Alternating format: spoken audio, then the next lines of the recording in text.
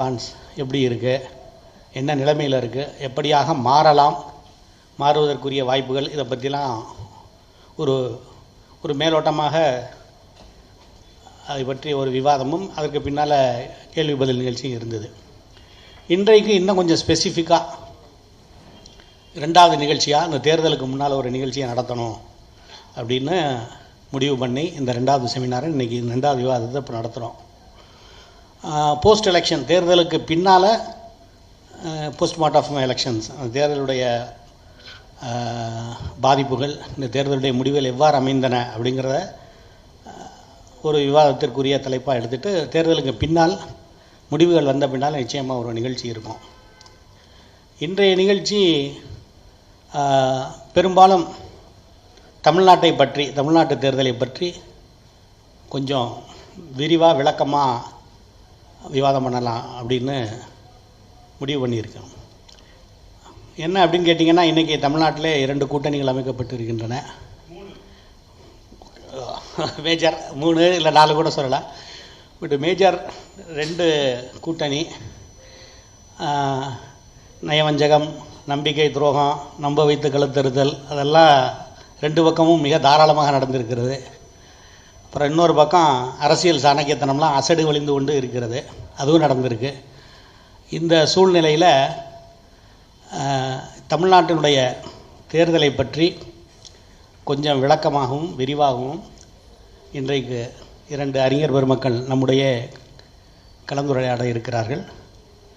திரு நாகராஜன் அவர்கள் தெரிய உங்களுக்கு முன்னாலே ஒரு செஃபாலஜிஸ்ட், அவரும் மதுரையிலிருந்து திரு பரத்ராம், அவர் போல் பல்ஸ்னு என்று ஒரு நிறுவனம் வைத்திருக்கிறார், அதனுடைய ஃபவுண்டர், அவரும் ஒரு ப்ரெசன்டேஷன் கொடுக்க இருக்காங்க. அவர்களுடைய பங்களிப்புக்கு பின்னால் பார்வையாளர்களிடமிருந்து கேள்விகளை எதிர்பார்க்கிறோம். ஒரே கேள்வி 2 பேருக்கும் கேட்கலாம், இல்லை ஒவ்வொருத்தருடையும் உங்களுடைய கேள்விகளை கேட்கலாம்.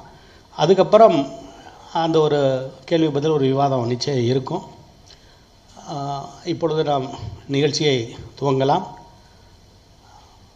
நிகழ்ச்சிக்கு பின்னால் உங்களிடமிருந்து கேள்விகளை எதிர்பார்க்குறோம். We can have a very good discussion on that subject. So I request Mr. Nagarajan and Mr. Bharatram to start the program.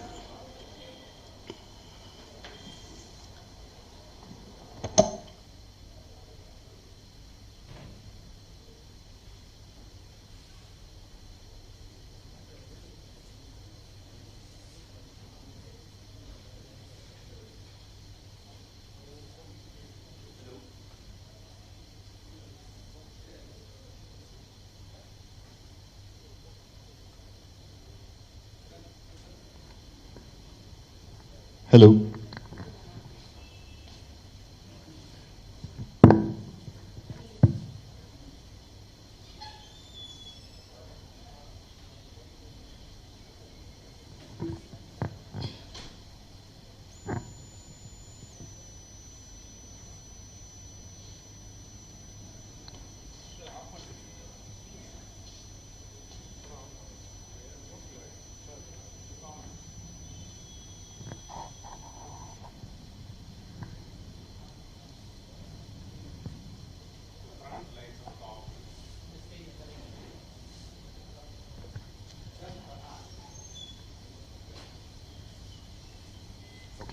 Thank you.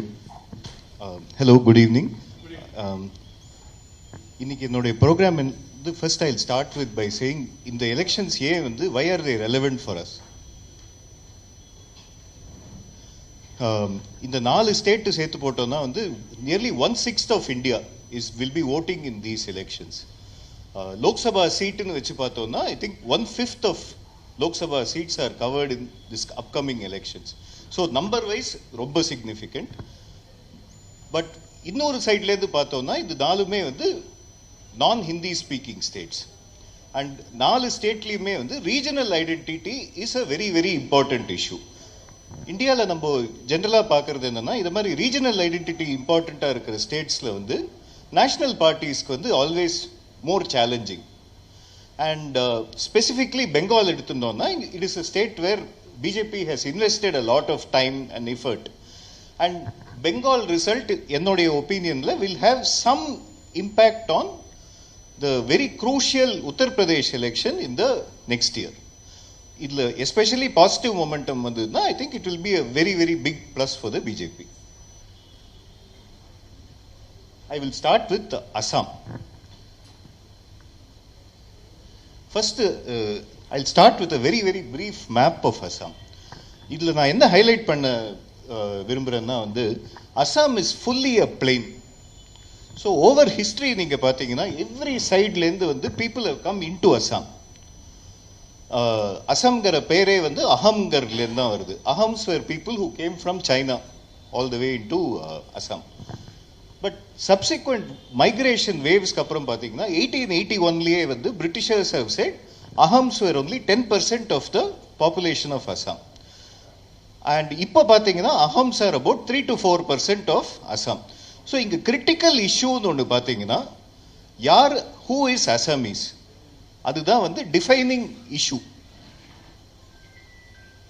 அசாம்னுடைய இன்னொரு இப்போ ரிலிஜன் வைஸ் பிரேக்கப் எடுத்து பார்த்தோம்னா it is a state where Muslim population is about 34%. One of the states where it's very very high. Switch off. Yeah. One of the states where Muslim population is very very high. But இன்னொரு peculiar feature அசாம்னு பார்த்தோம்னா இது பெங்காலோட correlate பண்ணச்சே அது வேற மாதிரி தெரியும். அசாம்ல வந்து Muslim population is very very concentrated. For example இந்த ரீஜன் பார்த்தோம்னா இட் இஸ் 50% பிளஸ். இந்த ரீஜன் பார்த்தோம் 50% பிளஸ். இங்க ஒரு region 50% plus. In these regions 30%. So Bangladesh பார்டர்ல இருக்கிற எல்லா டிஸ்ட்ரிக்ட்லயுமே வந்து Muslim population is very high and very concentrated. Upper அசாம்னு இந்த ஏரியாவுக்கு போனோம்னா தெர் இஸ் ஆல்மோஸ்ட்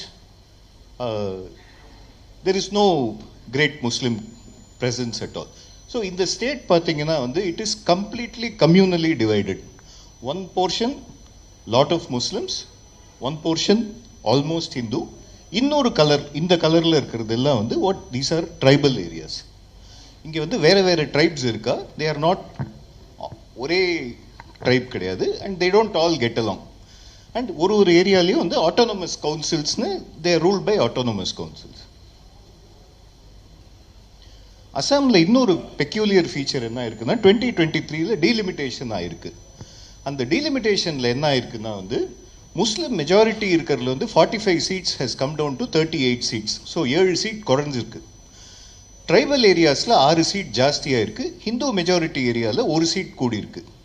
இதனுடைய எலெக்ஷன் இம்ப்ளிகேஷன் என்னன்னு பார்த்தோம்னா ஒரு party without doing very well in Muslim majority areas can still win. Path to victory for such a party is much easier. இப்போ வந்து அசாமில் what are the key issues? One big issue is BJP government, one big achievement is BJP government has invested a lot in infrastructure. அசாமில் இருக்கிறவா கிட்டே பேசும்போது என்ன கிளியரா தெரியுதுன்னா வந்து பிரிட்ஜ், ரோடு, அதிலெல்லாம் massive investment has happened and ease of mobility has become much better. Himanta Biswa Sarma வந்து நிறைய வந்து வெல்ஃபேர் ஸ்கீம்ஸ், ரொம்ப popular schemes are in operation. Even மார்ச்ல கூட 2 ஸ்பெசிஃபிக் ஸ்கீம் அவர் பண்ணியிருக்கார். ஒன்று வந்து 6,000 rupees or so he is given to tea garden workers. And இன்னொரு பார்த்தீங்கன்னா ஒரு 9,000 rupees he is given to about 40 lakh women, one time grant. So இந்த tea garden workers especially ஏன் இம்பார்ட்டன்ட்னா அசாமுடைய பாப்புலேஷன்லேயே வந்து tea garden workers are about 15 to 20% of the full population. இவா எப்படி அங்கே வந்திருக்காங்கன்னா வந்து during British times they were brought in from all over India to plant and harvest the tea. என்னுடைய ப்ரொஜெக்ஷன் அசாம்ல இன்னொன்று இந்த ஐடென்டிட்டி பாலிடிக்ஸ்னு பார்த்தோம்னா Hemantha Biswa Sharma sir 3016 car number அது கேட்டாண்ட இருக்குதான், வாட்ச்மேன் சொன்னாங்க. யாருக்கு தெரியல, யார் காரதாக இருந்தாலும் உள்ளே எடுத்து வச்சிருங்க.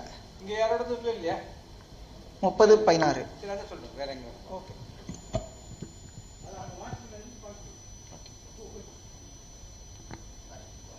Yeah, no problem. So in the identity politics, வந்து ஹேமந்த பிஸ்வ சர்மா என்னுடைய ஒப்பீனியன்ல he has played his cards very very cleverly. இது அசாமீஸ் ஐடென்டிட்டினா வந்து I am the protector of Assamese identity and பார்ட்டின்னு பார்த்தோம்னா BJP is the protector of Assamese ஐடென்டிட்டிங்கிற லெவலுக்கு வந்து he has built a narrative. அவருடைய நிறைய ஸ்டேட்மெண்ட்ஸ் வந்து அவுட் சைடு அசாம்லேருந்து பார்த்தா ரொம்ப கான்ட்ரவர்ஷியலாக இருக்கிற மாதிரி இருக்கலாம். பட் அவர் யூஸ் பண்ணுற நிறைய வேர்ட்ஸ் கூட வந்து it has a very specific meaning inside Assam which is not obvious to us.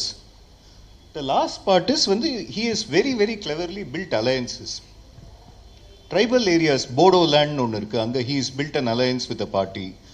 ராபான்னு இன்னொரு ட்ரைப் இருக்கு, he has built an alliance with that. There is one more area called Karbi Anglong, அங்கேயும் ஒரு alliance வச்சிருக்காரு. இந்த அலையன்ஸை வச்சு tribal சீட்ஸில் he has put himself in a very good situation. ரெண்டு party, main party Congress BJP ரெண்டு பேருக்குமே வந்து டிஃபெக்ஷன் ப்ராப்ளம் இருக்கு. நிறைய பேர் வந்து காங்கிரஸ்லேருந்து பிஜேபி வெளில வந்தவா தான் நிறைய ரிப்போர்ட் ஆயிருக்கு. பட் இந்த சீட் டிஸ்ட்ரிபியூஷனுக்கு அப்புறம் பார்த்தீங்கன்னா பிஜேபியிலேருந்தும் கொஞ்சம் டிஃபெக்ஷன்ஸ் இருந்திருக்கு. அதனுடைய கீ இம்பேக்ட் வந்து இப்போ எப்படி இருக்கும்னு தெரியாது. But one key factor I want to highlight is 90 candidates கிட்ட பிஜேபி இஸ் கண்டெஸ்டிங். அதில் வந்து nearly 30 people are from Congress. So there is a controversy on original party ஆளு வர்சஸ் இப்போ வந்த இது. That problem is happening. One more specific problem in Assam is what I call the 3G problem. அசாமில் வந்து 3 கோகோய் இருக்கா. கோகோய்ங்கிறது வந்து ஒரு அஹம் name. So இவ 3 பேர் வந்து one of the head of the Congress is a Gogoi. இன்னும் 2 சின்ன பார்ட்டி இருக்கு, his Gaurav Gogoi.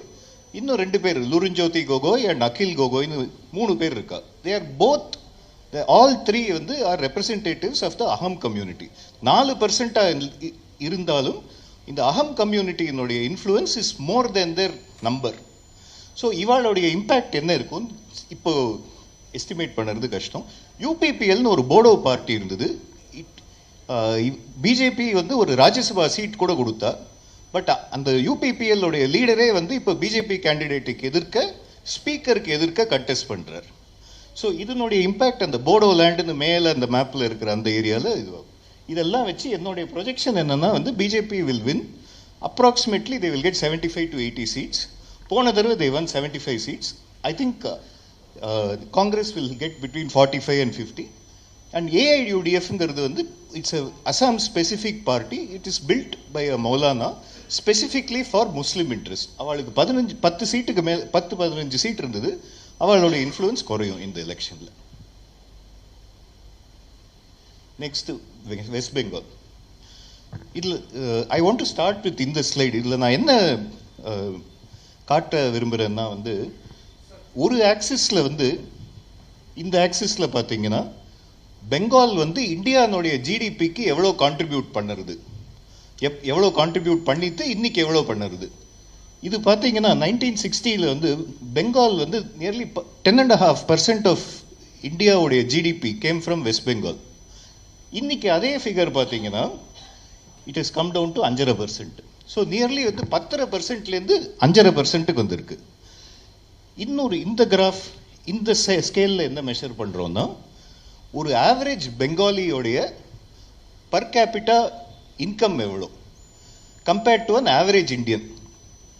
So to give a concrete example, 1960 பார்த்தீங்கன்னா ஒரு பெங்காலியினுடைய per capita income was 140% of India average, meaning they were richer than the average Indian. இன்னைக்கு அதே ஃபிகரை பார்த்தீங்கன்னா 83% of India average, meaning they are poorer than the average Indian.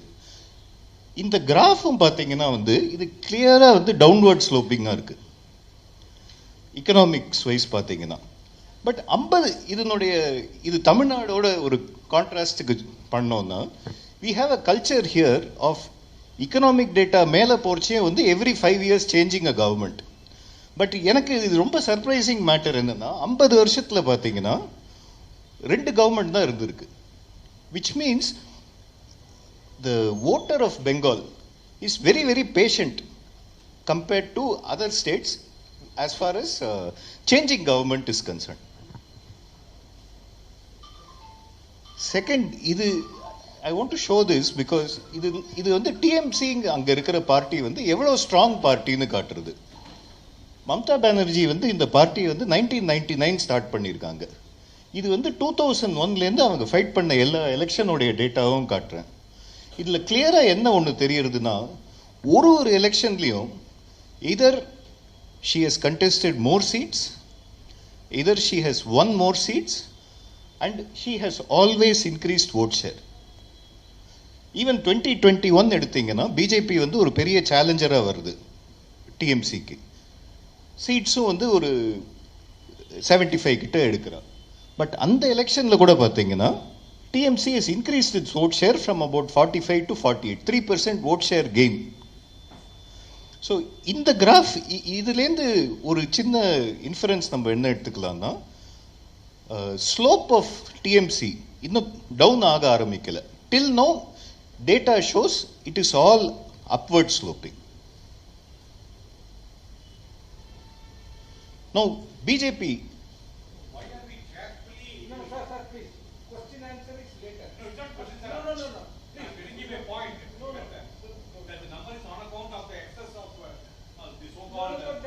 We will come to that. Just note down the point. Question answer only later, not because it will go till further.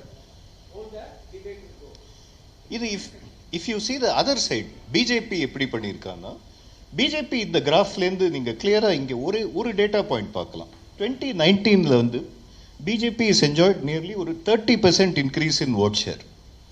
But இந்த இன்னொரு side பார்த்தீங்கன்னா left front வந்து almost அதே 30% விழுந்திருக்கு. So 2019 வந்து அக்ரிகேட்டாக நம்ம பார்த்தோம்னா கிளியர் லெசன் இஸ் பிஜேபியினுடைய கெயின் ஈக்குவல் டு லெஃப்ட் ஃப்ரண்ட்டோடைய லாஸ். 2019க்கு அப்புறம் என்ன 2019க்கு அப்புறம் வந்து left front has gone below 10%. So இன்னும் லெஃப்ட் ஃப்ரண்ட்லேருந்து எடுக்க ஒன்றும் ஓட்டு இல்லை.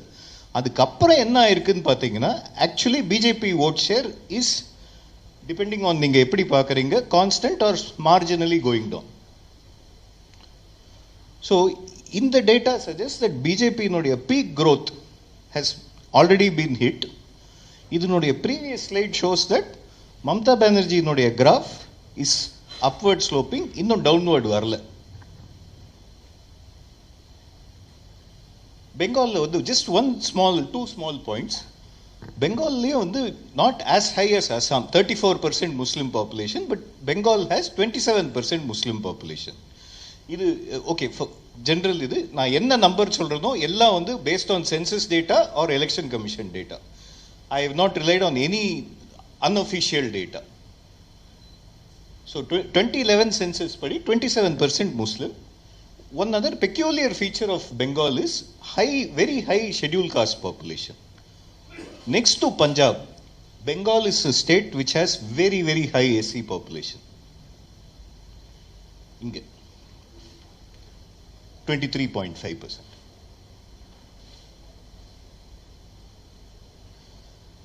வெஸ்ட் பெங்கால் ஆக்சுவலாக வந்து ஒரு எலக்ட்ரேட்டாக பார்த்தீங்கன்னா 10.5 crores almost population.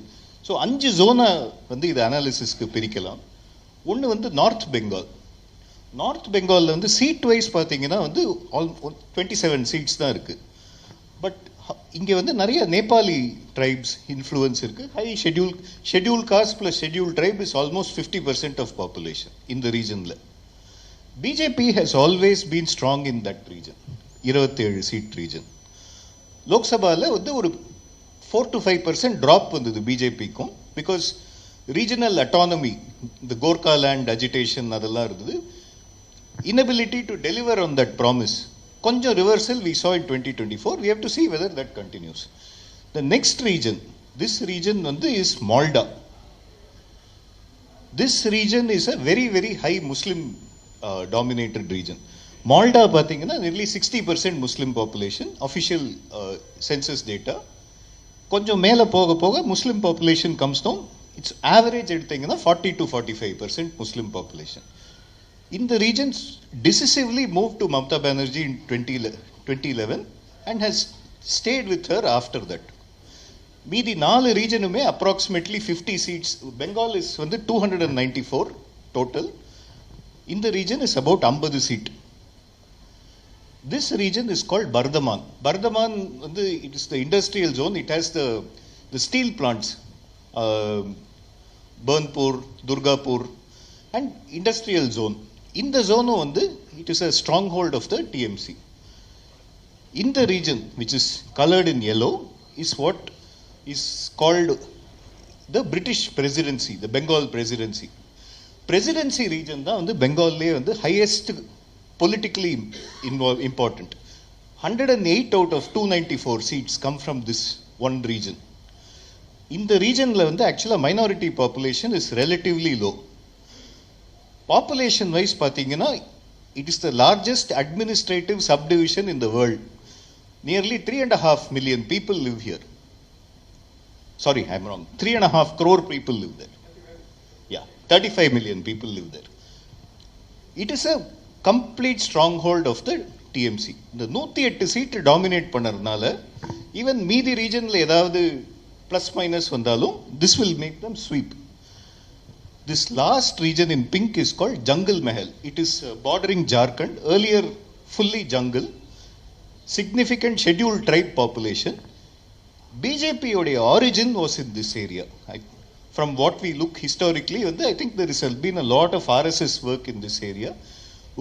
First roots in Bengal, strongest region for BJP, strongest original region where they had lot of influence is Jungle Mahal. Sorry? Yeah. First MP seat also came from there. So political loyalties பார்த்தோம்னா ஜல்பாய்குரி நான் சொன்ன மாதிரி north Bengal 27 seats BJP stronghold. மீதி 3 approximately 50 seat. அதில் 2 complete Trinamool strongholds. Bengal presidency 108 seats. Dominated na I am talking nearly 90% seats are TMC. It is not 60-40 adha mari illa. When I say dominate, it is 90% domination level. It is TMC.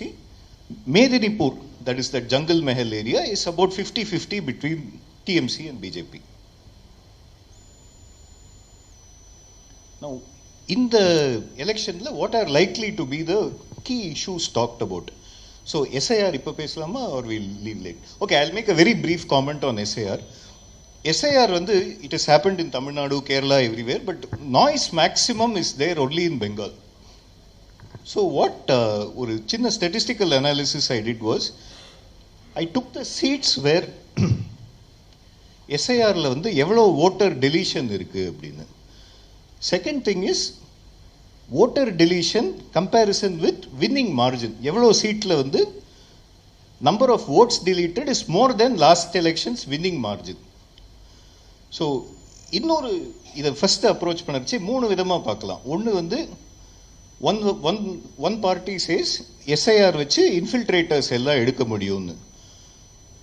But official data வச்சு பார்த்தோம்னா SIRல they have not set இவ்வளோ infiltrator இருந்தால் இவ்வளோ infiltrator எடுத்திருக்கோம் வெளில. அது official டேட்டாலேருந்து கிளியராக தெரியல.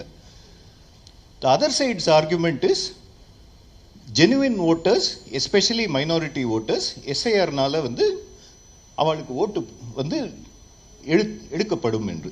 அதுக்கும் லார்ஜ் ஸ்கேல் ப்ரூஃப் யாரும் இது வரைக்கும் காட்ட முடியல. நியூட்ரல் ஹைபோதசிஸ்னு ஒன்று எடுத்துட்டோம்னா, விச் இஸ் ஓட்டர் லிஸ்ட் கிளீனா இல்லை, SIRனால இப்போ கிளீன் செய்யப்பட்டிருக்கு. அதுக்கு ப்ரூஃப்னு எடுத்து பார்த்தோம்னா, ஸ்டாட்டிஸ்டிக்ஸ்ல ரிக்ரெஷன் அனாலிசிஸ்னு ஒன்று பண்ணலாம். which is voter turnout of the last election, அதுக்கும் எவ்வளோ ஓட் delete ஆயிருக்குன்னு ஒரு கோரிலேஷன் அனாலிசிஸ் பண்ணி பார்த்தா ரொம்ப ஹை கோரிலேஷன் வருது. which implies that what election commission has done actually is a clean up of the electoral rolls. so எங்க for example maximum voter deletions have happened in Calcutta and surrounding areas. அங்கெல்லாம் பார்த்தீங்கன்னா voter percentage will be very low. Bengal is average, very normal constituency, voting percentage is always 80% plus, sometimes even close to 85%. Calcutta voting percentage would have been very low. இப்போ இந்த clean up அப்புறம் என்ன ஆகும்னா, that voting percentage will improve. But I think what has happened is mostly people who should not be there on the electoral rolls have been taken out. Law and order is another issue where especially BJP has been trying to make it an issue. But past evidence பார்த்தோம்னா வந்து this law and orderங்கிற problem has not really affected TMC. In the election, there is one MLA who has come out from the TMC. He is allied with AIMIM of OIC. And one perception is that it may end up splitting up the Muslim vote. Whether it will happen or not, I am not sure. My hypothesis is that Mamata Banerjee's support in past elections among Muslims has been so high. And the specific Muslim dominated areas, the impact is likely to be marginal. Also in this election, CPI, CPIM are standing separately, Congress is contesting separately. So there are a lot of people who are trying to attract the minority vote. I believe it will consolidate behind one party decisively. Bengali identity. This is a key issue in Bengal, and Mamata Banerjee, she has firmly established herself as the protector of Bengali identity. BJP has made nariya changes to try and alter this perception that it is an outsider party. But nariya actions நம்ம பார்த்தோம்னா, including like Supreme Courtல போய் arguing the case for SIR or ரொம்ப obvious street protests. That is all Mamata Banerjee's ways of saying that I'm Bengali, the other person is outsider. Ingiyum, like Assam, there have been some welfare schemes. Specifically, there is one scheme called Lakshmi Bandar, which gives about 1,200 rupees a month to many women. Result of the welfare scheme is that the woman vote has solidly backed Mamata Banerjee. And because of these reasons, என்னுடைய projection for Bengal is that BJP will end up somewhere around 100 and Trinamool Congress will end up with somewhere around 185 to 200. Others I don't think will win too many seats. Third, Kerala. Kerala, it is a very peculiar state in India in terms of demographics. It is the only state that I know which has significant Christian and Muslim population. So in the graph, what I have tried to show is, male line is Hindu population, this is Muslim population and this is Christian population. In the data வச்சு நமக்கு என்ன தெரியுதுன்னா Muslim population has overtaken Christian population to become the dominant minority somewhere in the 1970s. And அதுக்கு அப்புறமா graph is divergent. So one of the key political fault lines in Kerala is the feeling of marginalization among Muslim Christians. அவங்களுடைய fear என்னன்னா political and all kinds of influence, they will get completely marginalized by the growing Muslim population. One more very key thing to note in the graph ல என்னன்னா Kerala any party cannot hope to retain power by appealing only to one religion. You need at least two religions to back you in order to win. It is very unique that way in Indian states. So Kerala assembly elections trend பார்த்தோம்னா, this will be very useful later to correlate with Tamil Nadu. Generally பார்த்தோம்னா, like Tamil Nadu, it is alliance driven. It follows a flip-flop pattern. 5 years or 5 years. Apart from one time when CPIM has come back to power in 2021, in the graph பார்த்தோம்னா, the orange color is completely UDF, which is the Congress-led alliance victory. The other color is CPIM-led LDF victory. Last 9 election பார்த்தோம்னா, ஒரு common trend is, these are all very, very close elections. On average, 5 out of the 9 elections, victory margin has been close to 2% only. Only once, specifically, if CPIM is in power, if you assume flip-flop ஆகும் and the UDF comes to power, history எடுத்து பார்த்தோம்னா, out of the 4 times the UDF has won previously, in the last 45 years, 3 times out of 4 their victory margin has been small. And இதனுடைய reason is what I will go into next. இப்போ கேரளா நம்ம history வச்சு பார்த்தாலும் Kerala was composed of 3 kingdoms. Malabar in the north, Cochin in the middle, Travancore in the south. அதே regions அப்படி எடுத்து analyse பண்ணோம்னா, the northern region is Muslim dominated. Average Muslim population is about 40%. It goes all the way up to 70% in a state, in a district like Malappuram, and it is average about 40%. Central Kerala, another very important thing about Malabar region is Kerala is total 140 seats. That Malabar region is 60 seats. மீதி ரெண்டு regionum 40-40. So from a election perspective, Malabar region is the most important region in Kerala. Even though it is a Muslim majority, in the last 3 elections, the CPIM has won most seats there, even when they have lost overall. One key, Cochin, on the other hand, is around 40 seats. It has a majority Christian population. It is a swing region, meaning in every election, it has backed whoever has eventually gone on to win. This is again something that we will come back to in Tamil Nadu.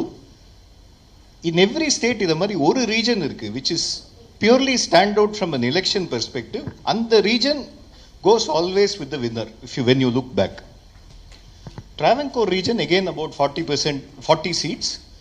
இதனுடைய demographics பார்த்தீங்கன்னா it is primarily Hindu dominated. About 2/3 Hindu population, 1/6 Christians and Muslims. It has historically been a CPIM thing. BJP is the challenger in this election in this region, specifically in Trivandrum district. Sorry? No. In the region, see, district wise, I don't remember now. Travancore region is 2/3 Hindu, 16% Christian, 16% Muslim. But there are lot of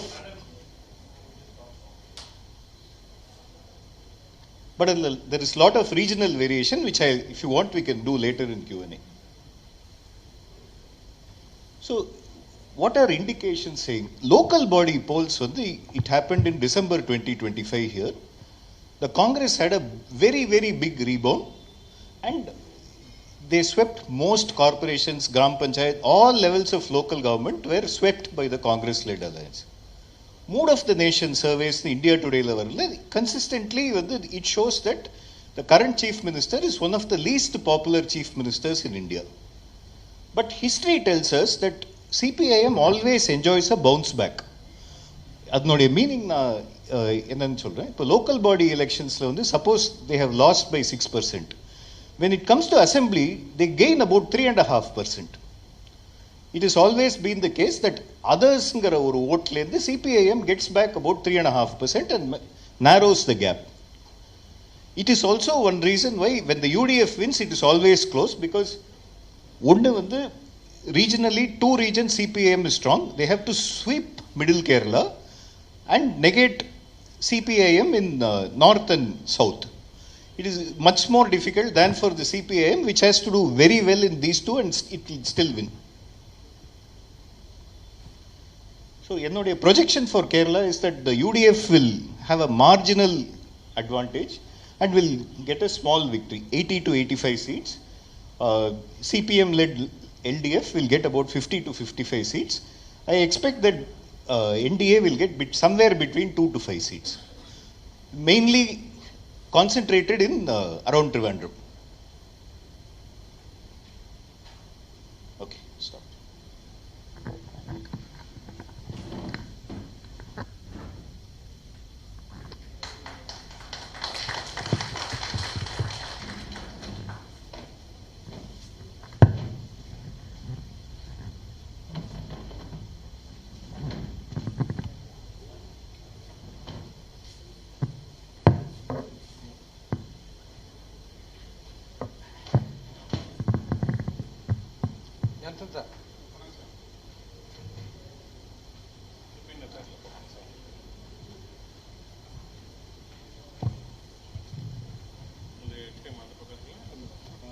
இதில் தான்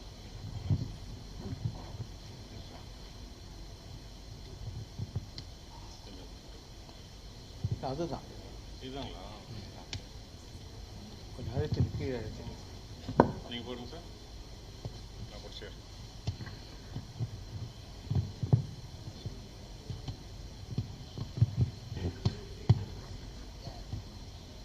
இது இதுதாங்க sir HDMI. அதுதான். எந்த எடுத்துருவா இதுதான் HDMI. Correct தான் sir. வந்துச்சு. Light off. Hello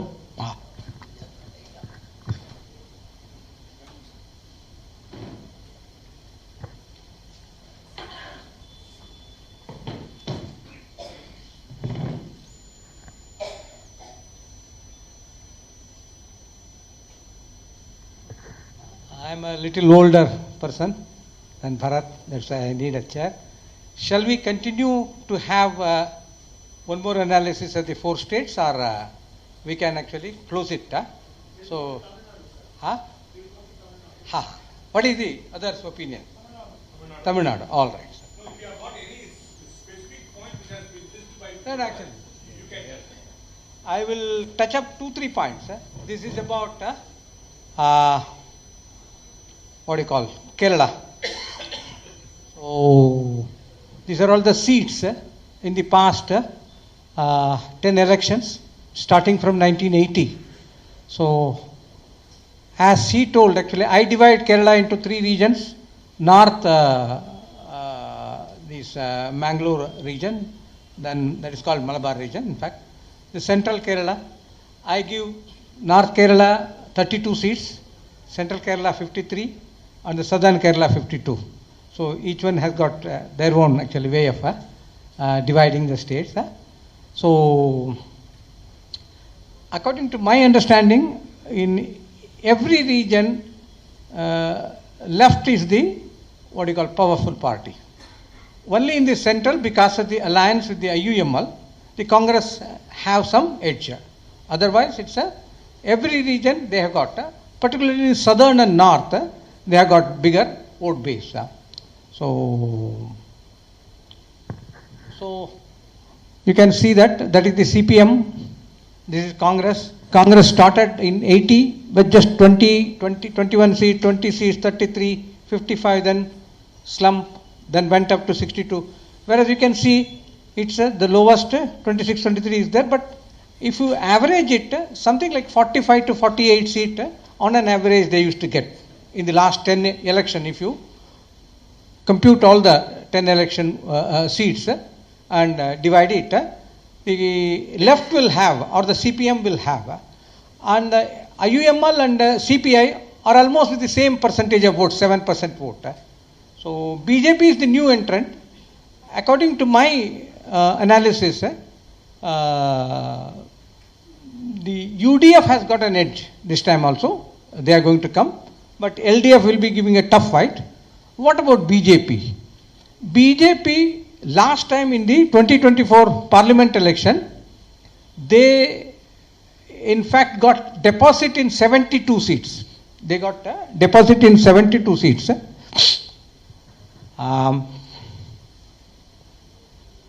So this is the vote share of each party.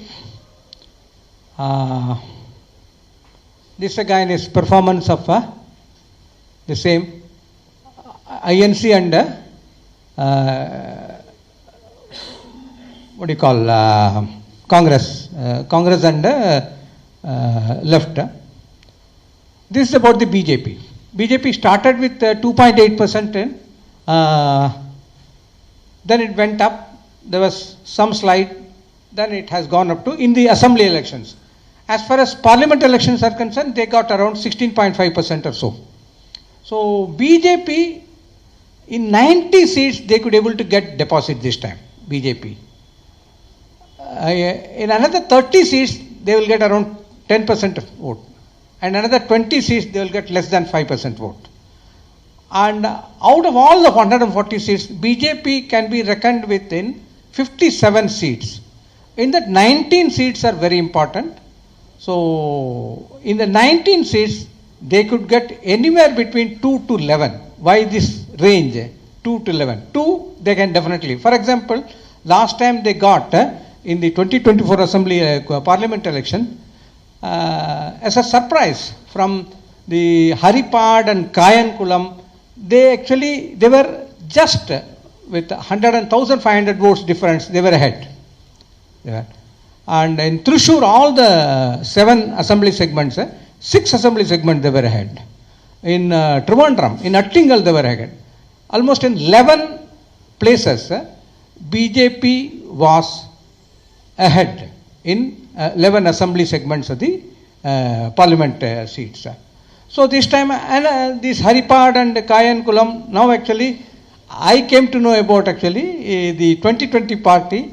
I did not know about it. I was not following it very closely. But since Bharat has told me, then I just started looking at it. There is actually Kunnathanadu, where actually a social media influencer is contesting. And there is one, what is that, sir? Another Karimangalam or something. Same in Ernakulam district. These two are very highly contested election between NDA, because that 2020 party is contesting around 20 seats.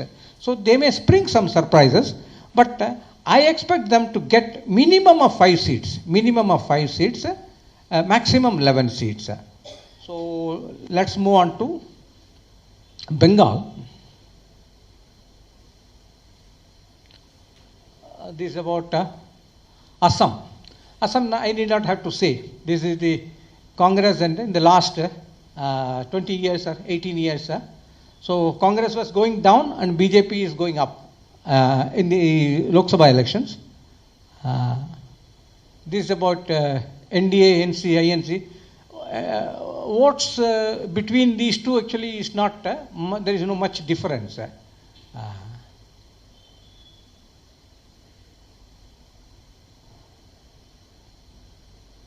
Oh, this is the NDA UPA region wise. This is Lower Assam. This is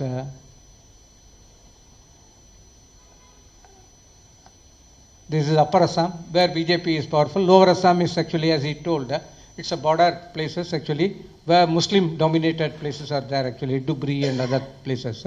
So they get. Interestingly, I have got one. This is the BJP's vote share spike in the last 40 years or so, or 50 years. This one is also AGP's slide. BJP was growing at the cost of AGP in many places. This is an interesting one. Since it is a Muslim dominated state with 30% or more than 30% population, so normally in the last 50 years, 50 to 55 years, minimum 20, maximum 29, 30 seats, Muslim candidates win. Muslim candidates of all the hues, from Congress, from AGP, even some BJP, they have got one person. So every election you will get minimum of 20 Muslim candidates. In Bengal also, because they are 27%. So if logically if you ask, so 30% of 140 is something like 42 to 45 seats they need to win. But they are winning at least 20 seats and a maximum of 30 seats in Assam. That's why in these 20 seats, 25 seats, they don't win. Even now, actually, publicly what this Hemanta says is, actually, I can't win 30 seats, but I am giving the candidate. Most of the, actually, the rebel candidates of AUDF, he is taking and giving them ticket. They are given ticket elsewhere, actually, through somebody. So he says openly that they are going to vote my party whenever the Rajya Sabha elections takes place. Such kind of thing only this Hemanta is capable of doing, not all others. This avoided deposit forfeited. BJP tried sometime actually. They started contesting 126 seats, but they lost deposit in 85, 87 seats. Then they realized actually we shouldn't be contesting. That's why they reduced and they roped in a lot of allies. They contested where they can get votes and they can win seats. That's why actually you can see this. This is 95, 87, 84. So these are BJP's deposit lost seats. So as far as Assam is concerned, my feeling is Assam, BJP will get between 85 to 90 and they can breach the 90 mark also. They can reach, for the first time, actually they can breach the 90 mark also. That's my, this is about West Bengal. West Bengal, I have, BJP's growth is very spectacular in the last 3 elections only actually. 2014 they got 17% vote, 2019 they got around 40% vote, then they came down by 4% vote. In 2021 they could not face the election properly, actually they lost. In 2019 they were ahead in 123 seats. If you see for the last, from 2014 onwards actually, BJP was one time or other, they were ahead in 149 seats. 149 seats. So they can get that seat. But most of the time it was in parliament elections only, not in assembly elections.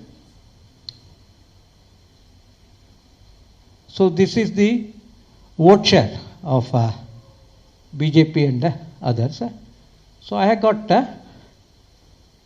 one specific thing about BJP.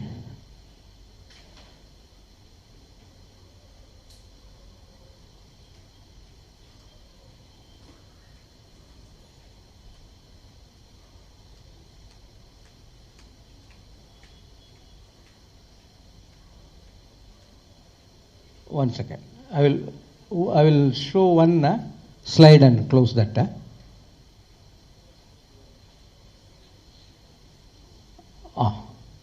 This is the SIR. So, for example, myself and side is not visible. I don't know actually how to bring it.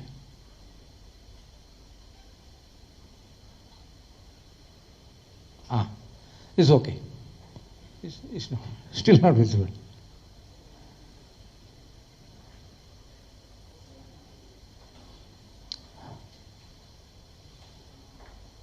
So these yellow colors are where actually BJP last time got this is Kuch Bihar Dakshin. So they were just 7,000 votes, where actually 20,000 votes. If you see that the Kuch Bihar Dakshin 2019 BJP was ahead by 6,000 votes. So most of these votes, I suspect these are all stuffed votes which has been removed. Now BJP stands to gain from that. That's why these seats can be, altogether I have identified something like 83 seats. 83 seats. And as I have told the other day, there are 116 seats BJP can never win today, tomorrow and day after tomorrow. So they have to contend with only 178. From that 178, they have to win 148. So 30 seats only. They have to have a 85% strike rate. So these are all I see the possibilities. For example, here also, it was only 1,000 difference. But slowly, because Mamta did not expect the defeat in 2019. She was not expecting that. But in the ground, it was seen. Because I conducted a month-long survey in 2019 throughout Bengal. I knew that. So she did not expect that. It was a shock to her. Later, she became more aggressive and started doing all the kinds of things. Now, actually, these seats are some of the seats actually where they can not easily, even if they win out of these 83 probable seats, out of this, if they win 40 seats, they can go up to 130. I'm not saying that BJP is coming to power. BJP was ahead in 90 assembly segments in 2024. If you add up this, out of this 83, if they push, if they plan well, they can win another 40 seats or 35 seats. So they can go between 120 to 130 seats is a possibility. Again, Mamta is ahead by 28, 30, 35 seats. So I will close my presentation here. Can we have a question and answer session? We will have it later. So let's start the Tamil Nadu.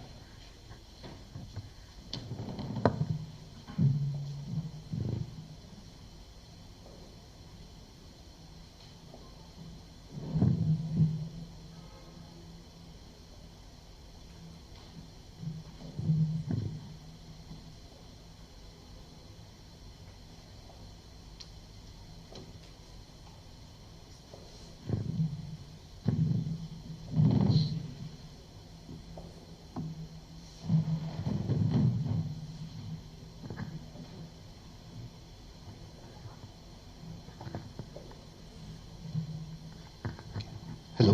Yeah. Okay. Tamil Nadu now. Okay. First point I want to make on Tamil Nadu and assembly elections is, இதுக்கு முன்னாடி we saw Kerala and trends. We saw how Kerala elections are very, very close mostly. But if you see Tamil Nadu, the scale is very different. Normally the difference between winner and loser is substantially higher, especially compared to neighboring Kerala. Apart from one election, which is very close in 2016, Tamil Nadu has mostly given very, very decisive mandates. The second point, this slide, what I am trying to show is, what is the swing against the ruling party in Tamil Nadu elections? Normally, as we நமக்கு தெரிஞ்ச மாதிரி Tamil Nadu follows the same flip-flop pattern, but ஒரு anti-incumbencyங்கிற word is often used now. And the anti-incumbency, how much has it been historically? If you see these are the three times when DMK lost power: 1991, 2001, 2011. The important thing to notice here is anti-incumbency against DMK was 10% here, close to 15% there, and about 5% there. So, a crude average if we take, average anti-incumbency against a DMK ruling government has been close to 10%.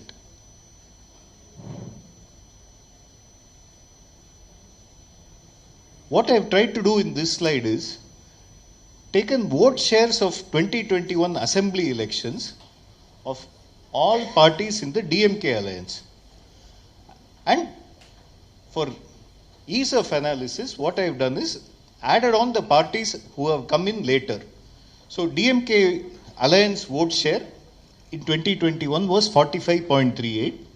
I have added Makkal Needhi Mayyam and DMDK to that number.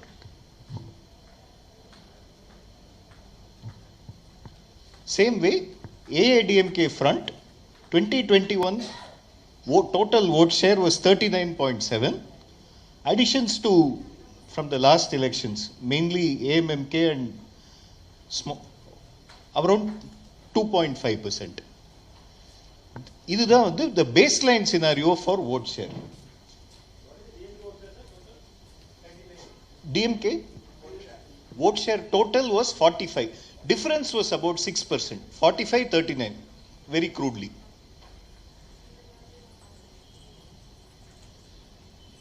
This slide, what I have tried to show is, when a new entrant comes and tries to create a third front, what has been the history in Tamil Nadu and Andhra? So who are all the leaders who have started a new party, and in the first election they contested, how did they do? So if you take Tamil Nadu, for example, Mr. Vijaykanth's party, in the first election it contested, got 8.3%. If you take neighboring Andhra, I'll ignore N.T. Ramarao, I've just put it as either, because my belief is that it is one too far back. Second, appa irundha circumstances are not actually valid now. We can go into detail later. But if you take Chiranjeevi, when he started the party in 2009, in the first election he contested, he got 16.3%. Idla oru key statistic is, Mr. Chiranjeevi belongs to the largest caste in Andhra Pradesh.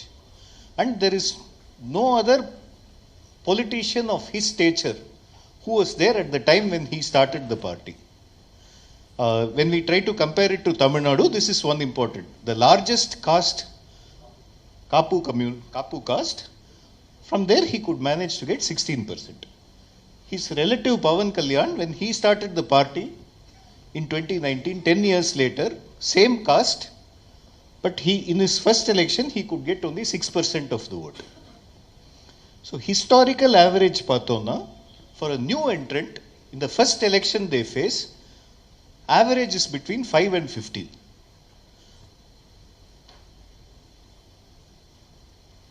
Okay. What I am trying to show in this is anti-incumbency and benefit. யாருக்கு எப்படி vote share மாறலாம். So simplicity க்கு என்ன எடுத்து போனா இதுல நிறைய arrows இருக்கு. Arrow number 1 is DMK to ADMK, DMK to TVK, DMK to others. Combined effect of 1, 2 and 6 will be what we call anti-incumbency. There may also be flow of votes from ADMK to TVK and ADMK to others. For simplicity of analysis, what நம்ம என்ன assume பண்ணலாம்னா othersங்கிறது ஏற்கனவே 9%ல தான் இருக்கு and there is no significant new party. The main party there is the நாம் தமிழர் கட்சி. So we will assume that this and this is likely to be negligible. Modified scenario la number போட்டு பார்த்தோம்னா I am taking averages now. DMK alliance vote share in the last election, if you add on, comes to 48%. If you add on MNM, DMDK,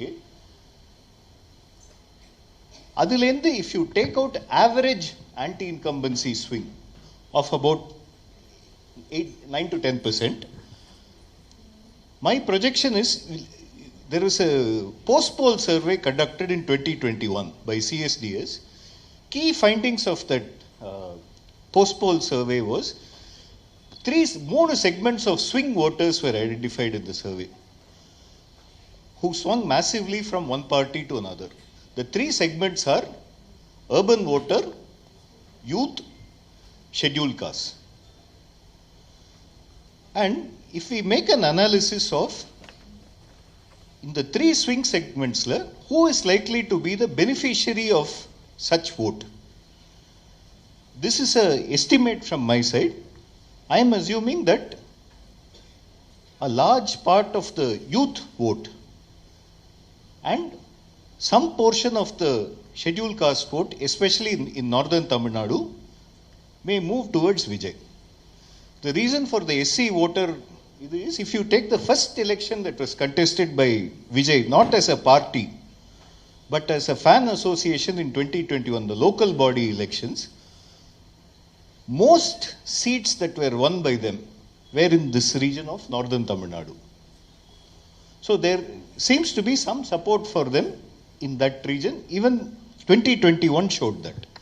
I am assuming that my hypothesis is 7 to 8% anti-incumbency swing will go towards TVK. 1 to 2% is my estimate for the swing from DMK, away from DMK to ADMK. One next key variable here is how much will be the swing from ADMK to TVK. One key voter segment in this, and there are no firm surveys to support this data, இது ஒரு hypothesis தான். There is likely to be a shift of the non-youth women vote away from DMK, where typically it has been a beneficiary of this vote before. One other key constituency in Tamil Nadu is the first-time voter. Historical post-poll data, what it shows is Nam Tamilar Katchi has been a very, very big beneficiary of the first-time voter. I believe that some portion of that first-time vote will shift away from NTK into Vijay's party. My overall estimate, if you see Vijay's party, will be about 7 to 8% swing from DMK, 3 to 4% from ADMK, and about 1 to 2% from Nam Tamilar Katchi.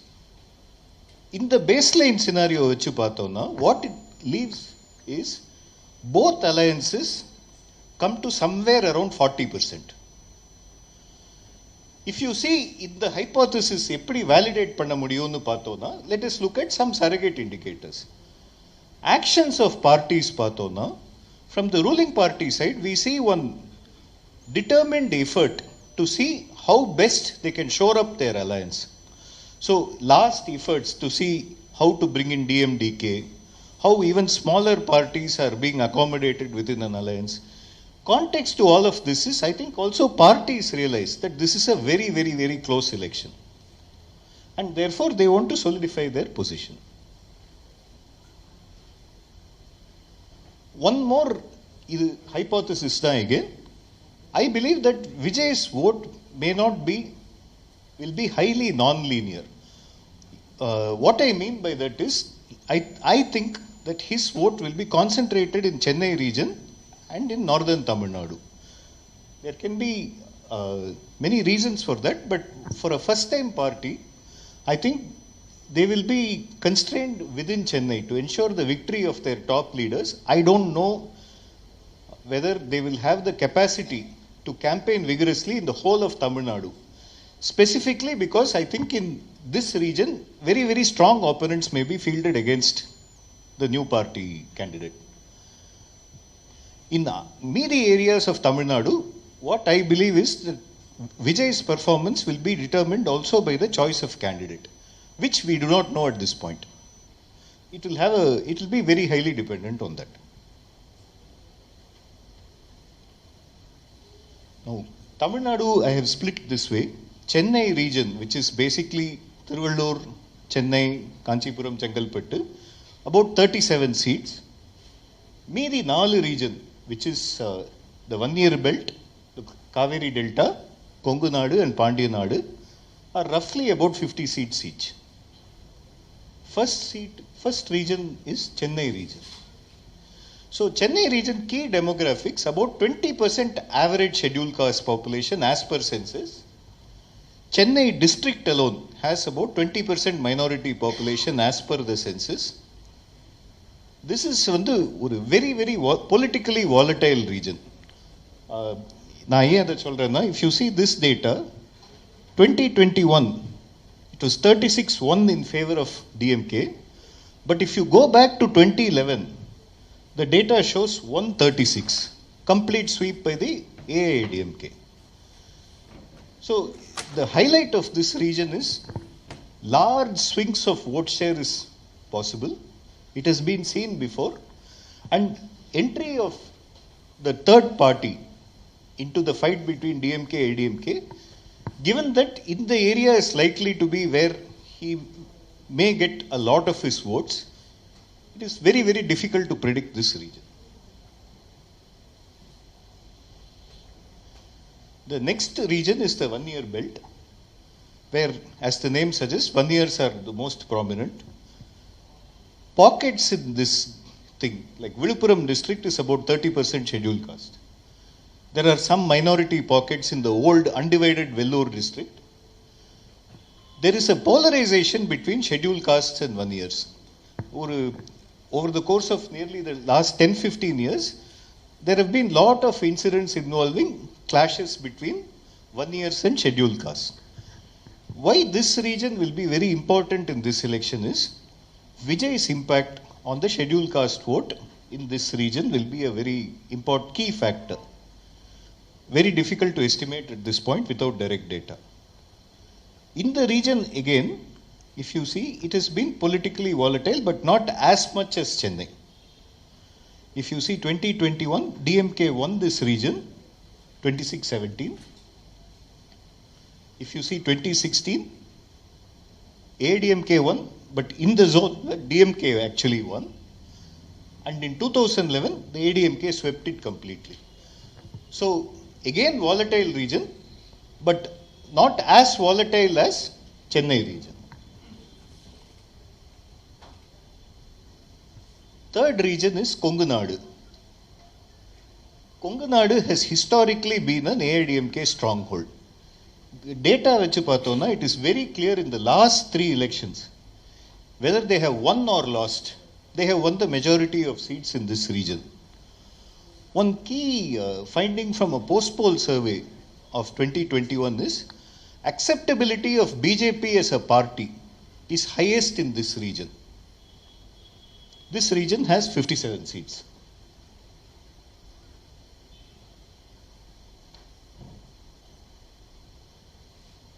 Next region is Kaveri Delta.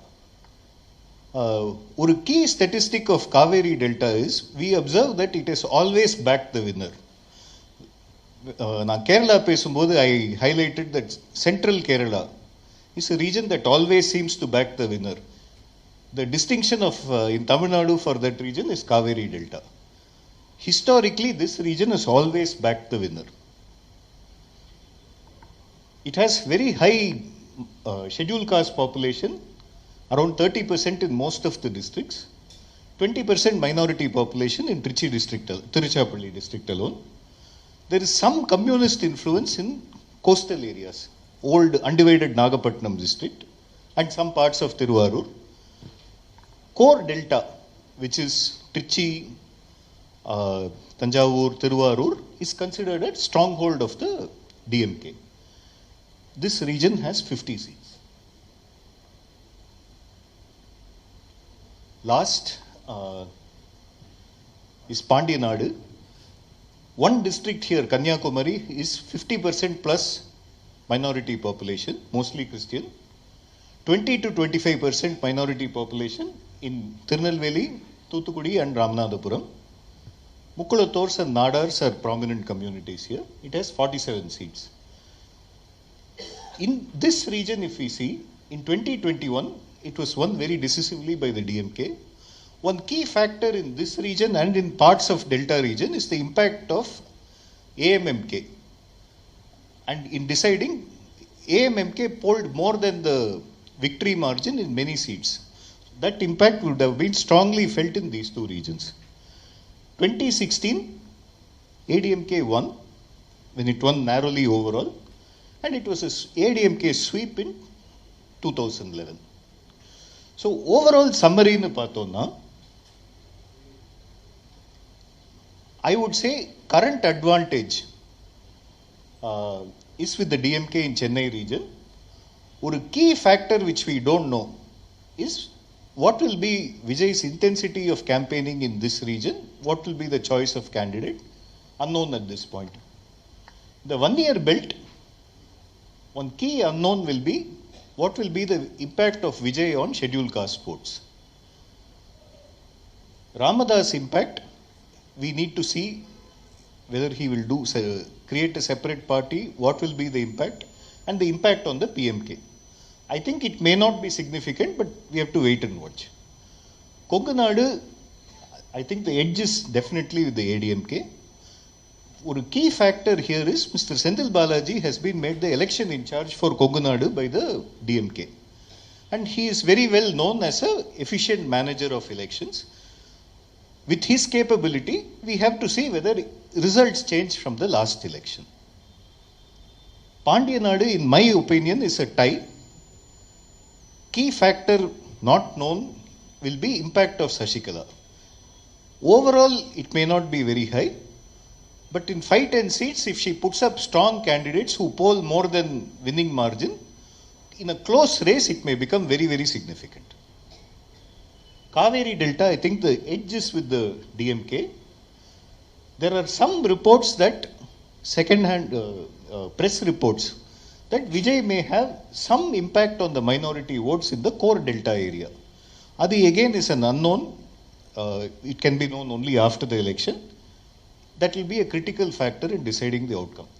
Overall, it is very clear that two regions are favoring ADMK, two regions are favoring DMK, and the fifth one is a tie. So going back, when you look at macro picture also, vote share wise it looks very, very close. Region wise breakdown panni paathalum, it looks very, very close. So actually when I wrote, a topic I had for the last in Tamil Nadu is the delta will be in the delta. Which means my belief is that eppadi delta the election swings will finally impact the overall result. If you look at historically, they've always backed the winner. And second also, if you see the fringe areas of the delta, there may be a hope for a bounce back.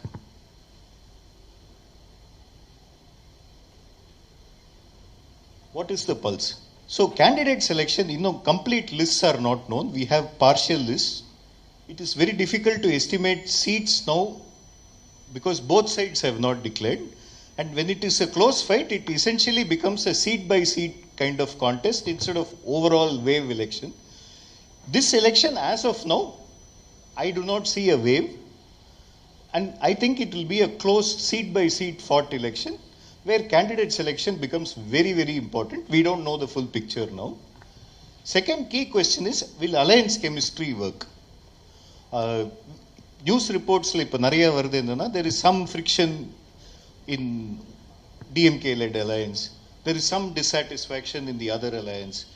How, when this is all done, candidates are declared and when campaigning has to happen, on the ground, chemistry eppadi work agum will be another key factor in this election. Third factor, I think I've already covered. How intensively will the TVK campaign? The more they campaign, they may gain vote share, but that is a big factor that is an unknown now. Second is, as a new party, which is going up against two very, very well-established parties, who both understand tactics and strategy in fighting elections, how will it cope in the face of pressure from both DMK and ADMK? Will NDA campaign gather momentum? As of now, a lot of advertising, social media campaigns have primarily been from one side. Campaign from the ADMK NDA alliance has not yet picked up steam. How much it will pick up, how intensive it will be, and how effectively they are able to capture anti-incumbency will be a very, very key factor in this election. Lastly, the extent to which this campaign is localized will, I think, help the NDA. The moment it becomes a Tamil Nadu versus Delhi kind of fight, I think the advantage will then pass on to the DMK. If it is fought on local issues, local constituency issues, state level issues, the chance to expose anti-incumbencies and capture anti-incumbency sentiment will be more. But if it becomes cultural issue, national issue, then the advantage will definitely be with the DMK. So net result, this is one state where with the data I know, I am not able to project seats. My opinion is it's a very, very close race with DMK having marginal edge as of now. Seat sharing, candidate announcement, seat sharing announcement has happened, but candidate announcements have not happened. It will get very interesting to analyze after the candidates have been announced. TVK expectation is they will contest in all seats, but key leadership may be confined to Chennai constituencies. And this may mean that they may not have the bandwidth to campaign intensively in the rest of Tamil Nadu and may be locked into their own constituencies because strong opponents are fielded against them. One key feature in this which I want to again highlight is last election, there were a lot of campaign manifesto announcements by DMK. Till now we have not seen the DMK manifesto. If there is any big announcement, that may again give them an advantage. ADMK has already announced their manifesto promises, but DMK has still not come out with their manifesto promise. That is again one key factor.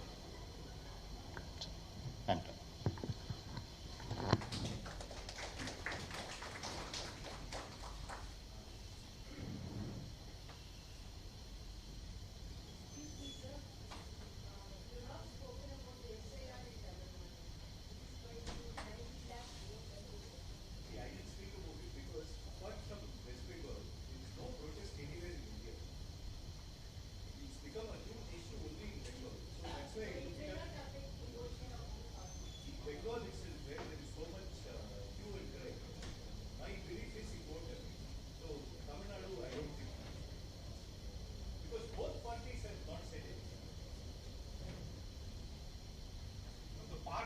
not have to say anything, but the 90 lakhs of voters, should that not affect your analysis at least?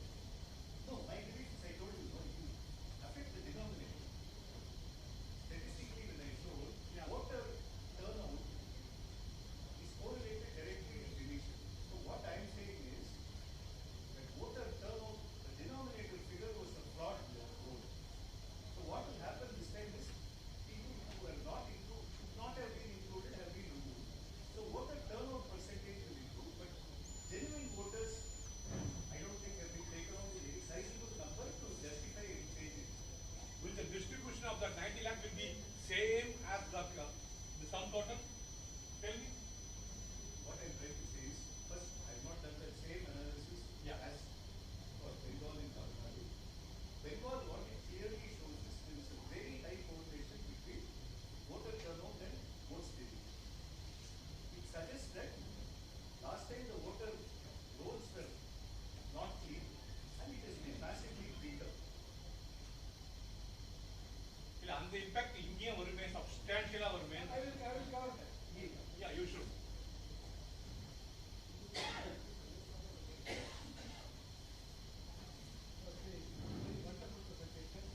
Covering all aspects. I am going to do, I am going to very wonderful presentation by I am not going to do such a wonderful presentation. I am very primitive kind of thing, crude analysis. I will do that. First, let us say actually, these are all the parties. Let's see. This is the votes polled in Tamil Nadu, starting from 1977 to, and what is the votes difference? This is the vote difference every time. 2016 we have got 63 lakhs vote and 30 lakhs, somewhere 38. The lowest being the 5 lakhs in 1991 because Rajiv Gandhi's assassination. But that turned out to be a wave election. In the last 50 years, we had two wave elections. One was in 1991 and another was in 1996.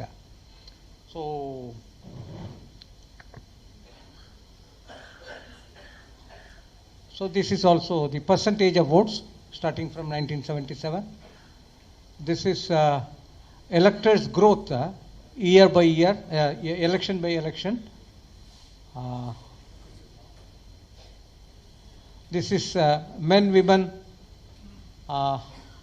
share of voters and the difference. This is men-women votes share difference in line graph. This is about women candidates contested and winners. Last time 2016, nearly around 1 second, I will try to bring 320, 16, 21 is not visible. It has to be aligned a little bit this side. So this is the in 77, 24 candidates contested 2-1. Last time 320, 2016, 21 people won. So women candidate. This about the percentage of Christians. So Muslims, percentage of Muslims in various. So let's go and see the DMK. Starting from 1980,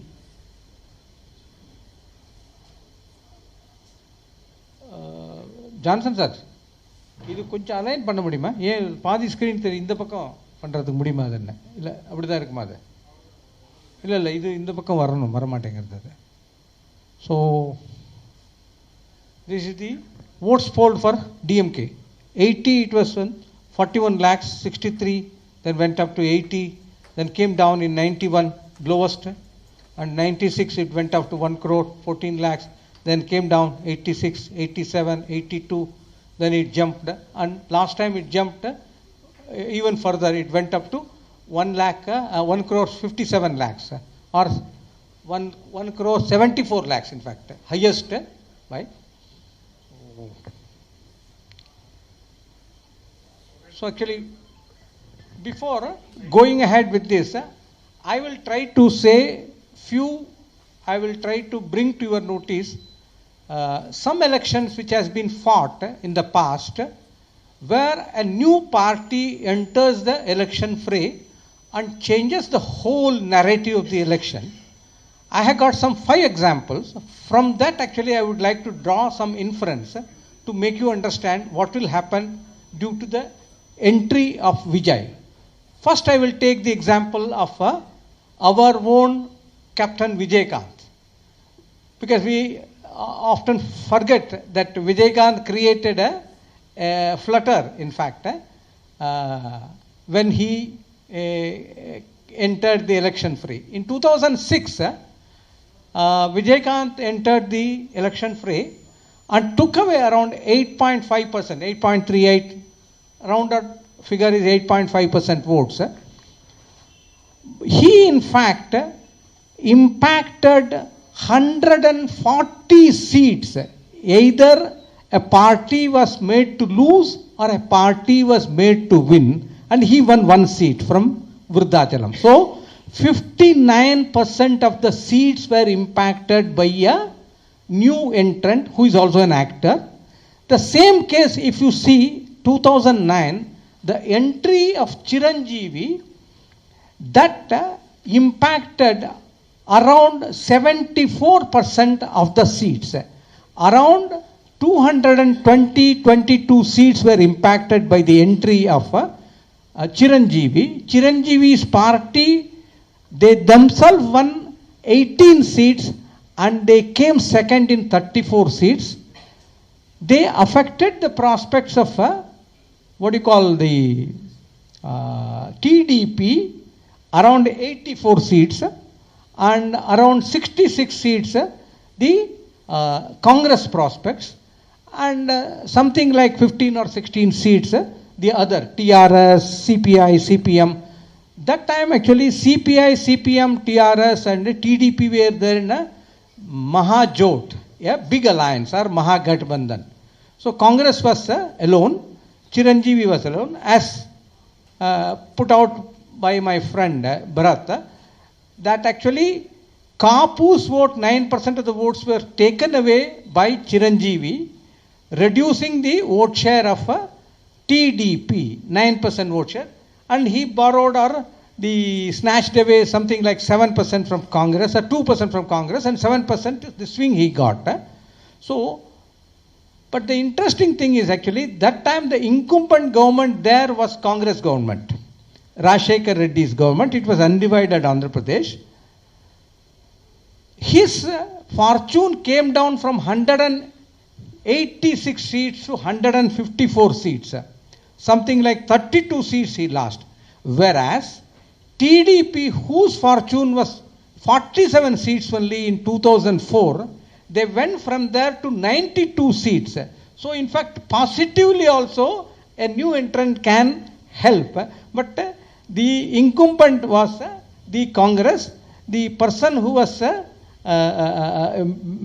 enjoying the anti-incumbency was, that's why their seat share went from 47 to 92. I will take you to another scenario where in 2014 a new entrant comes and contests elections in Punjab. He was Kejriwal, Aam Aadmi Party. They took away something like 24% of the votes. 24% of the votes. They influenced. Punjab has got 117 seats, 100, just like Telangana, 14 parliament seats, 117. Out of that 117 seats, nearly 100 seats they influenced. Even in 2017 election, their vote share came down. Aam Aadmi Party's vote share. Again, they influenced 100 seats. The victory or the defeat of the parties.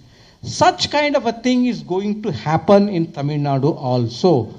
In 2006, if you remember, if you just actually go back in times and see, if you see that what happened that time, for the first time, the majority party, the alliance major partner, he could not get the magic number of 117. DMK got just 96 seats, and they ran the government throughout the 5 years with the outside support of PMK and the Congress. And all through the 5 years, actually, Jayalalitha was saying that minority DMK government, minority DMK government. So it actually got unnoticed. It went. So such kind of a situation, such kind of a scenario is possible even in this time also, at this time also. If you see, another example is about Maharashtra, where one more thing I will tell about Chiranjeevi. Chiranjeevi, in fact, his influence in the Telangana part of Andhra Pradesh was less. He got only 19 lakhs votes. In the Andhra Pradesh part, he got more votes. In fact, 42, 43 lakh votes he got. So, 43 or 45 lakhs votes also. Totally around 65 lakh votes. Likewise, there was a party called Vanchit Bahujana Agadi in Maharashtra, which was run by Prakash Ambedkar. They had a tie-up with AIMIM during 2019 parliament election. They impacted the Congress victory in 11 seats, in fact. They made BJP win in 8 or 9 seats. So, any new entrant, these kind of things are possible. So, Vijayakant's influence was only 8.2%. According to conservative estimate of Mr. Bharat himself, is about 12% for Vijayakant. There are people who are giving 20% to Mr. Vijay. My feeling is actually, Vijay is an unguided missile. Nobody knows that what he is going to do. He is not coming out. He is actually attending on his own will, on his own volition, some meeting somewhere. But there are hundreds and hundreds or millions of people are crazy about his coming into politics. How it is going to affect, one do not know. We know actually the Mossads, they do a guided strike and kill any country chief by sending a very guided the thing that enters through the window and goes into the bathroom and kills that person. That kind of a thing is not going to happen. Vijay is an unguided, or I would say in a colloquial thing, he is a kind of mad elephant entering into a market. How he is going to affect or impact the parties which are actually the DMK, ADMK. My gut feel is actually they may impact more because the DMK is the incumbent government, incumbent party. So they are going to get affected more. Does that mean that the DMK is out? No. DMK is still ahead. DMK is still ahead, as he actually envisaged and put out the points that what are all the areas where the campaign has to be taken up, the social media campaign, candidate selection, all these 5-10 points he actually envisaged at the last appendix. That is more important. That only is going to decide the the outcome of the election. So any new entrant will definitely going to impact, and particularly Vijay is going to impact more than Chiranjeevi, more than Arvind Kejriwal in Punjab. I am not talking about Delhi. More than Vijayakant in 2006. How it is going to fan out, I do not know. That actually we have to wait for another 1 week, 10 days time, how the campaign, the pace picks up, how the people are going to, how the parties are going to conduct their campaign. These are all very important things.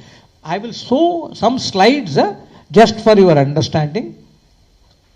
This is about DMK's vote percentages over the years. It started in 57 with 18.61. That time actually they contested as independents and it went up to 33. The 96 election they went up to 42%. This is about DMK in assembly elections. Highest, only twice they have got highest seats. So, this is about AIADMK. 77 it started. So, this is there. 129. These are all contested seats. These are all one seat. 129, 132. Then came down. In 89, it was because of the split in the ADMK, Janaki and Jayalalitha group. Then actually they went up to 164. Then 96, they came down to 4. Then 132. Then actually in 2016, 61. Then 150 and 135. More number of times they have got more than 100 seats. Almost 7 times. Whereas DMK, from 67 onwards, if you calculate, they have got only 5 times. Because for 3 long or 13 years, MGR did not allow DMK to come anywhere near power. That was one of the reasons. Because he gave 3 back-to-back government.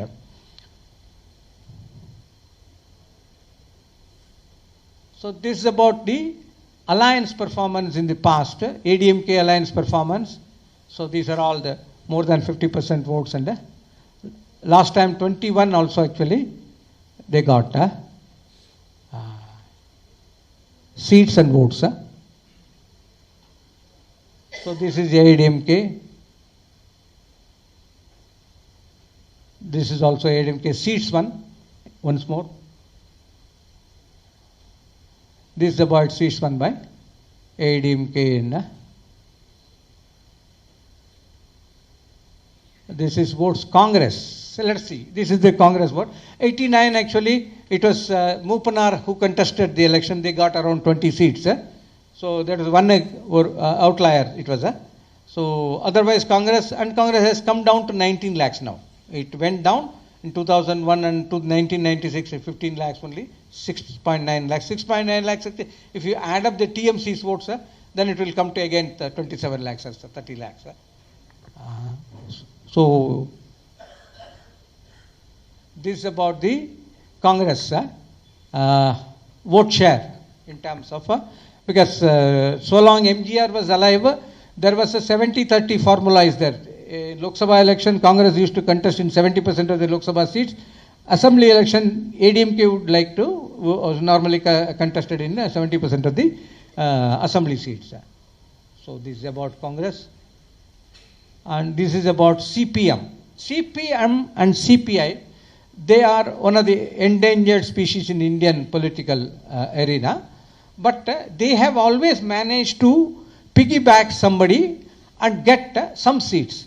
The only party in all these years, last 55 years, they never, what do you call that? Only once they never sent an MLA to that was in 2016 when they experimented with this Makkal Nala Kutani. That time they draw a blank. Otherwise, 1, 2, 3, 5, something like that they would be sending. Because they will cling on to any one alliance partners. They may put up a brave face and all outside, but they will come to the compromise with the any number of seats. So that's one of the things of this is about left party's vote share all these years. This is about DMDK. DMDK was also a flash in the pan. So it came on 2026 at 234. Then no, again 29 seats came to 0, 0, then 0. Now also actually they are contesting around 10 seats. One do not know how many seats may. 2 times actually. If you see the MDMK, MDMK is a party which was considered actually is going to capture the space of the DMK when it came out of DMK. But mind you, MDMK won 6 seats only in 2006 when they aligned with Jayalalitha. Last time they contested in rising sun symbol and they got 2 or 3 seats, I think. 2 or 3 seats. Otherwise, nobody entered the assembly as an MDMK person. Only in 2006, in the last 35 years of their, or 30 years of their political career, only once actually they got 6 seats. This is about DMDK's vote share. It plummeted, it went up to 10%, then came down to 0.43%. This is about DMDK's votes. Again, this is about NTK. NTK is a rising party. One of the actually phenomenal party in whole of India. It's the only party organically growing. One may like its ideology or not, but the only party in India, as far as my knowledge goes, it is the organically growing, starting from 1% to 4% to something like that. I have in fact identified there are 150 seats in Tamil Nadu assemblies. NTK, Nam Tamilar Katchi, got minimum 50 votes to 5,000 votes every election, 150 seats. They did not come down. One election they got some 500 votes or came down to 300 votes, not like that. Every time they were increasing minimum of 50 votes to 5,000 votes, 2,000 votes in 150 constituency. It's a very, very organized party to be looked out in the future. So this is the NTK's votes growth. No assembly seats they have actually. That is actually possibility actually. This is the average votes. Actually, just like Mr. Bharat, I also divide Tamil Nadu into 6 regions. Madras with 30 seats, Madras and suburbs, Tiruvallur and Sriperumbudur. The North Tamil Nadu with 60 seats, and Kungul region with 54 seats.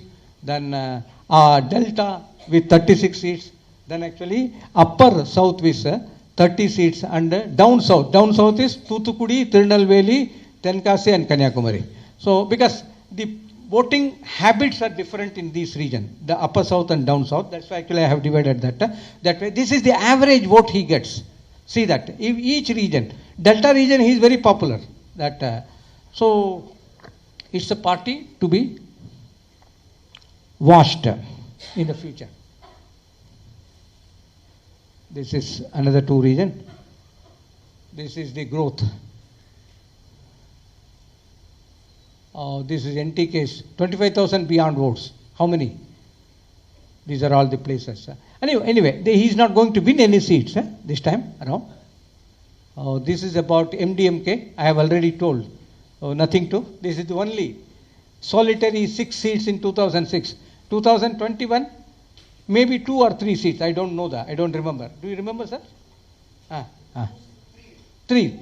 2 or 3, yes. This is their vote share, MDMK. PMK is a very different party. PMK vote share actually, it has gone up. And PMK is a party when it was started in 1991. 89 also they contested. 91. That party is only one party in Tamil Nadu where their actually support base is in pockets. That's why they could get deposit in the first election itself in 28 seats. They won 1 or 2 seats, I think. The Pandroti Ramachandran won from that Pandroti seat. But they could get deposit in 28 seats.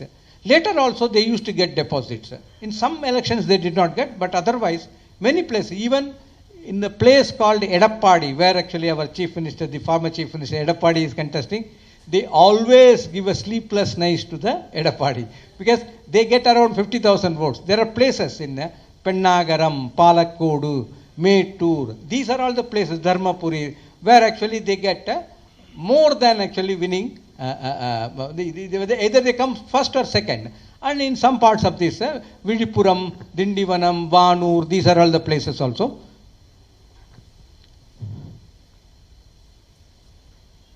So this is about BJP.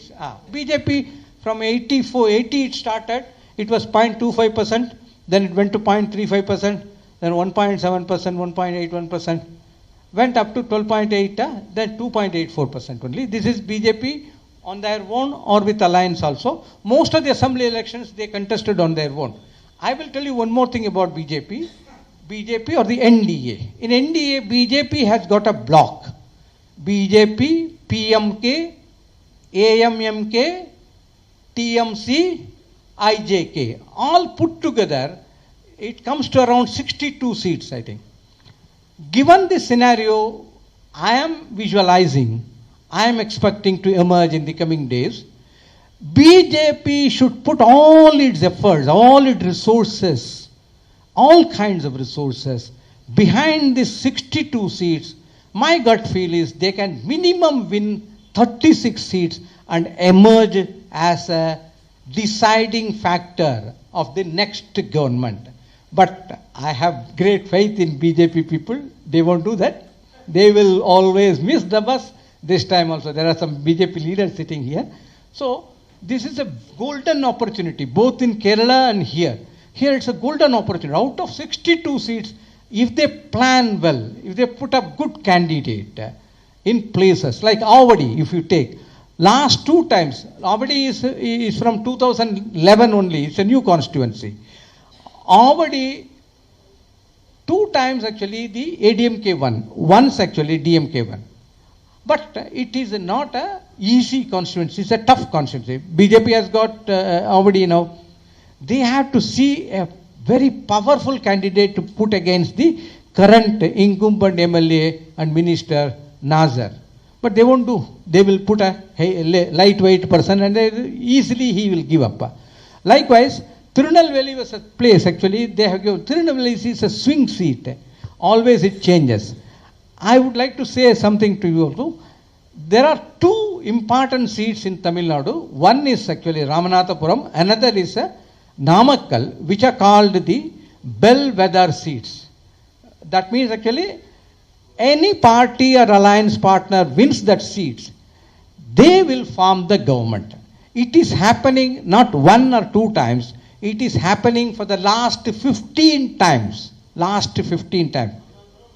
Namakkal, Ramanathapuram and Namakkal. Either the Dravidian party or the party or the alliance partner. Sometime Congress, sometime DMDK or only the alliance party. In India actually for parliament election there is a place called, parliament seat called Valsad in Gujarat. That's a bellwether seat. Assam has got the East Guwahati is a bellwether seat. In Kerala, Vellore is a bellwether seat. Whoever wins Vellore for the last 8 assembly elections, you can see that. So, please watch. Anybody who wants to conduct survey, go and do the survey in Ramakkal and Ramanathapuram. So, you will find out that who is winning this election. But this election is going to be a very, very interesting election. But my advice to the BJP guys actually is, it is a golden opportunity.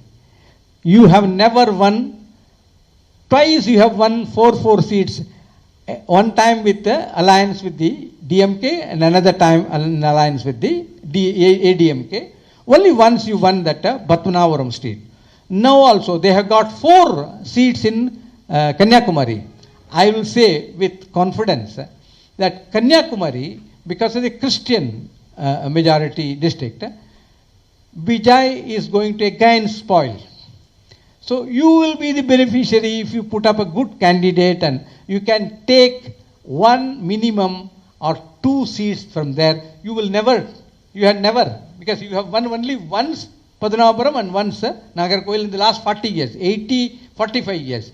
So it is a golden opportunity for BJP, for other parties also. So don't take this election. Last time I told that Tamil Nadu is winning. Here in the same platform I told that Bengal. Likewise in Bengal also, Didi is ahead, but BJP is chasing and it can actually could get around 120 to 130 seats. That's a kind of a watershed moment there actually. Thank you.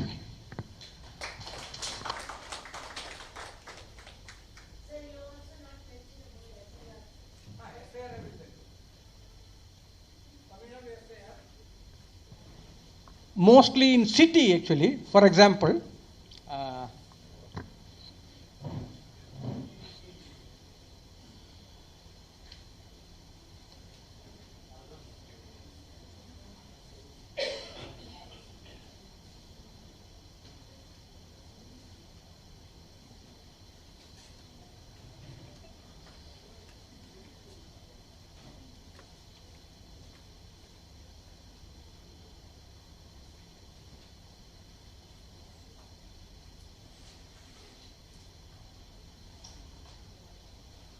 So these are all so other things. I will, 1 second, I will show you some SAR related slides. इसका delete ஆனது இதெல்லாம் இது district wise list. Again, you see that. So more number of votes, actually 14 lakh votes is deleted in Chennai, in fact. Cities actually more number of votes are deleted. Coimbatore also, Madurai also more number of votes are deleted. This is due to multiple entries. There are other things which I will show.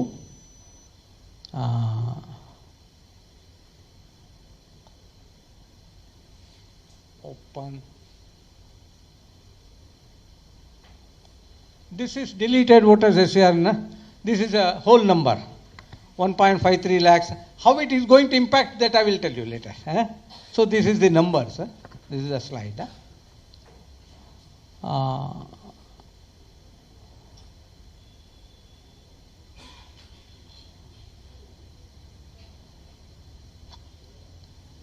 Due to death. So if you see that Kanyakumari it was 57,000. Mostly shifting was the major thing.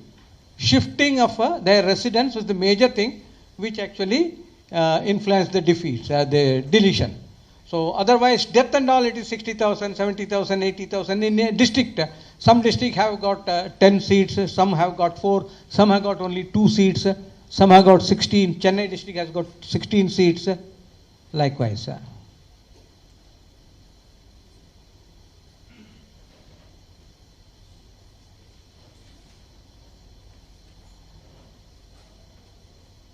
This is about house shifted. This is the biggest one.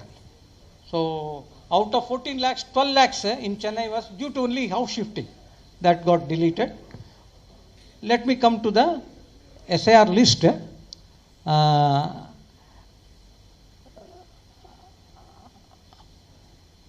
SAR also, it is another Vijay. SAR is also another Vijay which is going to affect DMK more. Is going to affect DMK more. Let's actually, so now it is. It's a time for question hour. We have only 15 minutes. 8 o'clock the program will end with Vande Mataram. So please utilize the time very effectively. The mic will be given to the questioners. So let us start. Good evening. Yeah. I'm Satish Rajamani. My question is for Mr. Bharatram about the Bengal numbers where you had indicated about TMC's vote share increasing. In my view, that is because of illegal entrants from West Bengal. Did you reckon the fact that post SIR the percentage is going to come down for TMC, which will definitely affect the prospects of TMC?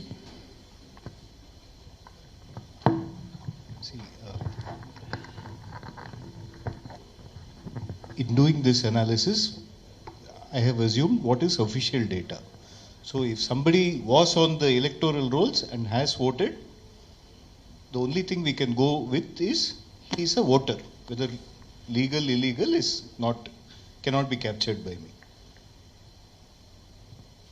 Of registered voters, that statistic that I showed you is perfectly true. If there is truth in the argument that there were many infiltrators,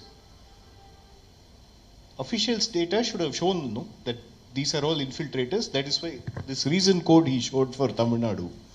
The same way there should be a reason code that says infiltrator, that's why removed. We don't see that in any official data.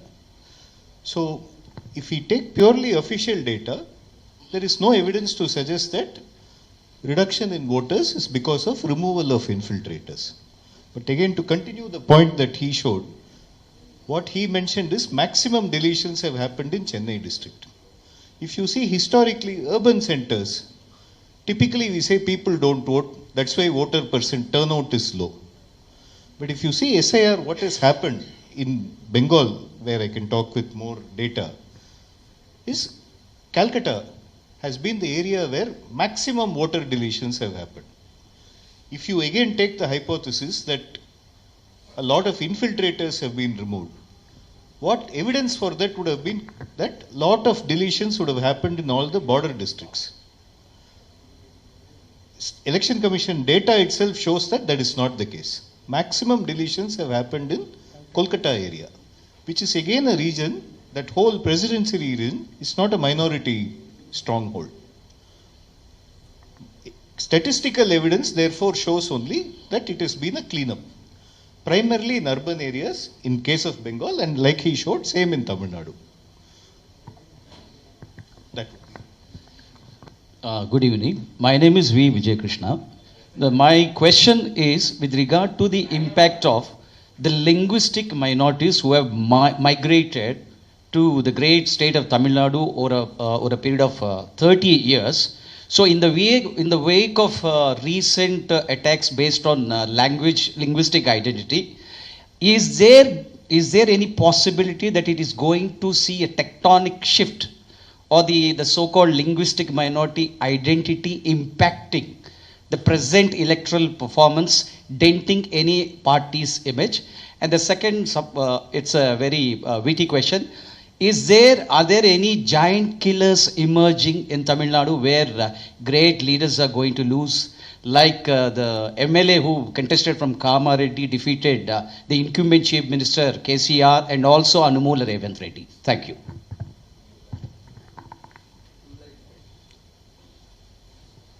Second question, very easy. We don't know the candidate list on both sides. So we will, when it comes out, we can make a better analysis of that. First question, very good question.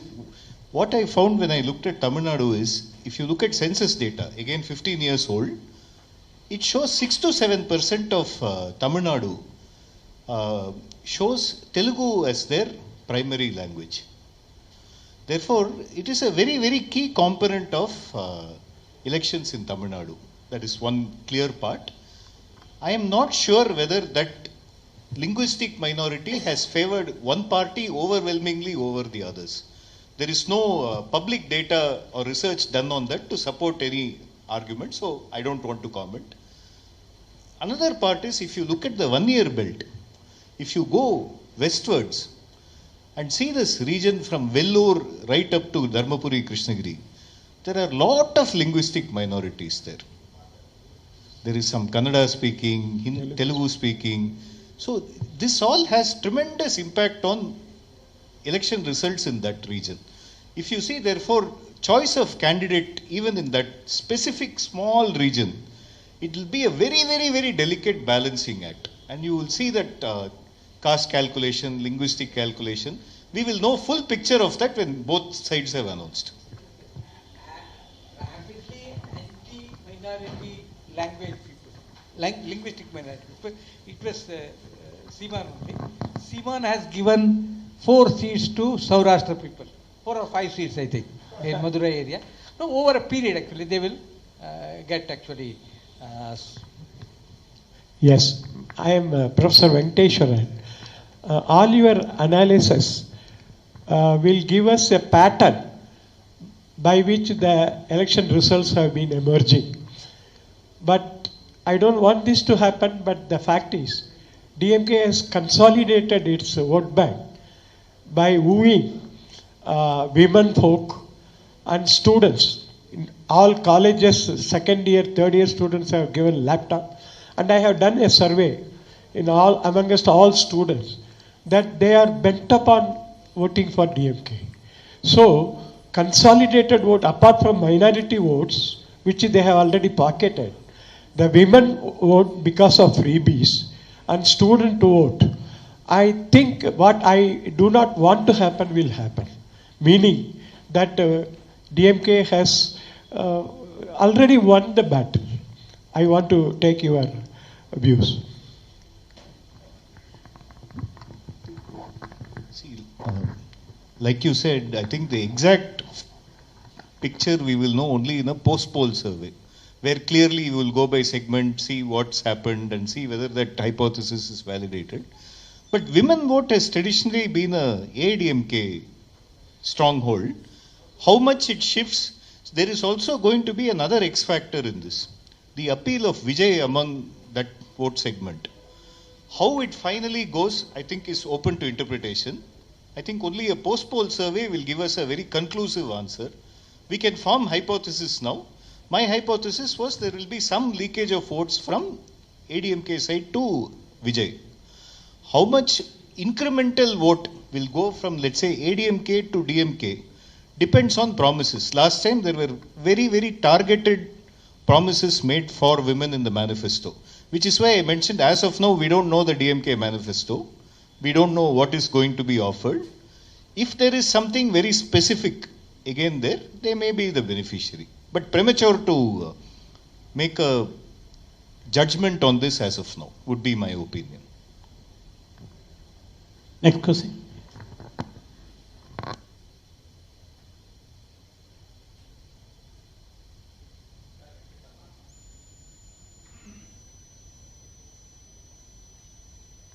Hello, I'm Venkat Raman. You said that all these 4 states are non-Hindi speaking states.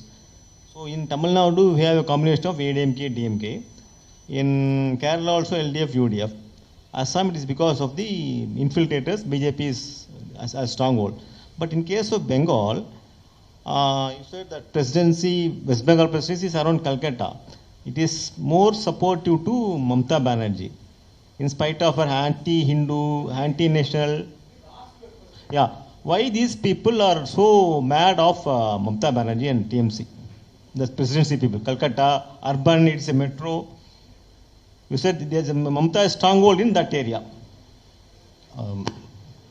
Past surveys have shown that the Bengali intelligentsia likes the idea of Bengali identity that is portrayed by Mamata Banerjee.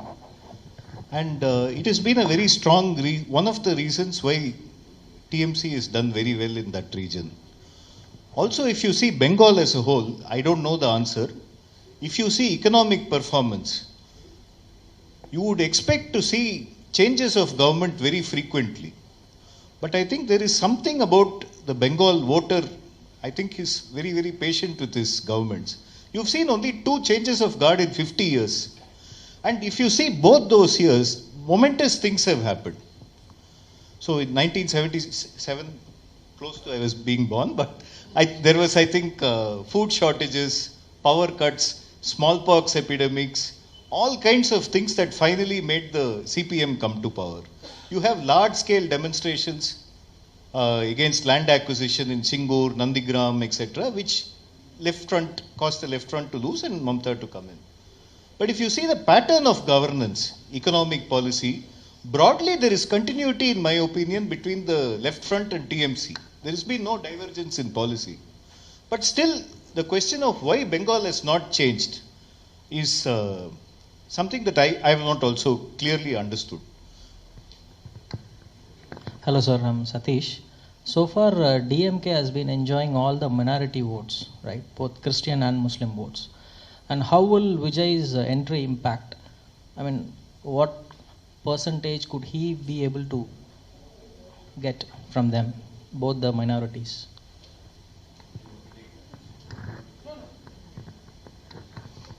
This is again hypothesis.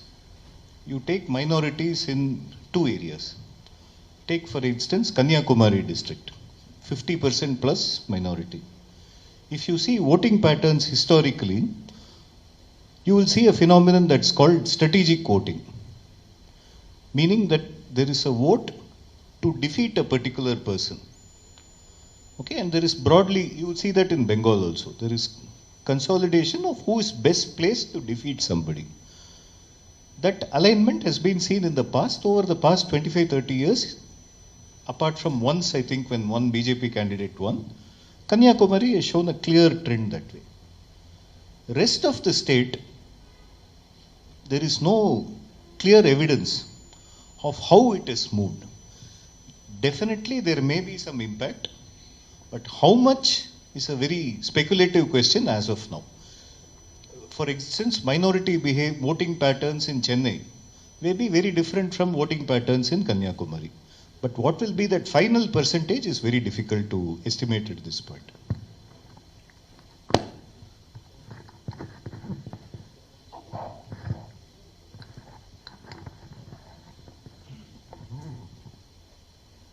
Hello, this is Karthik. I wanted to ask about both of you told about generally the entrant of a new party makes the divides the vote share and always it helps the ruling party or incumbent Romans. But both of you mentioned that Vijay's entry will affect DMK a lot with 8% of votes, and ADMK's votes will only be casted for 4%.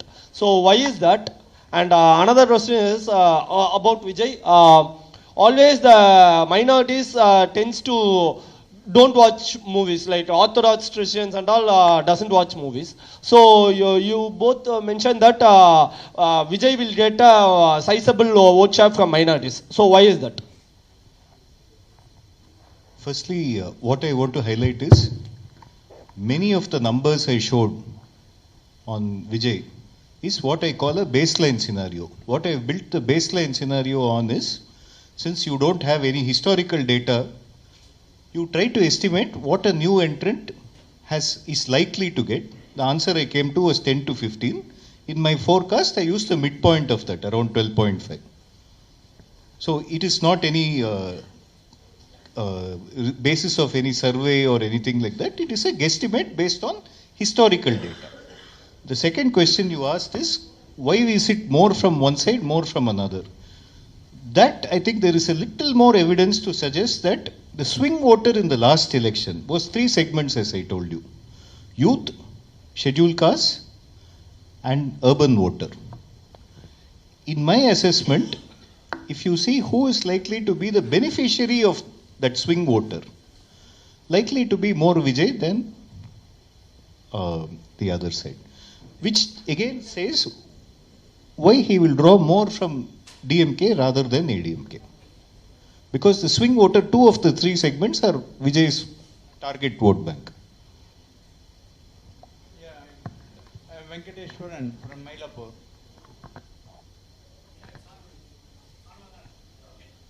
Venkateshwaran from Mylapore. Is RSS is giving some sort of advice to Tamil Nadu BJP? You don't? Ah. Oh, this is. Okay. Yeah. Okay.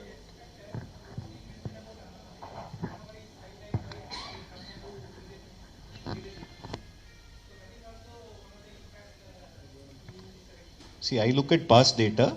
So if you have to get a conclusive answer to that, only result will show. But you look at it from a very number thing. BJP is contesting roughly about 10% of seats. Even if they get, let's say, 40% vote in all those 10% of seats, it means your vote share will go to 4 to 5%. So from that itself, you can say from the 10.5% you saw, it is going to dip. But it is purely logic of contesting seats. The more important statistic will be to see in the contested seats as compared to when Annamalai was there in 2024, from that assembly segments, how they have done. That we will have to wait for the result and see.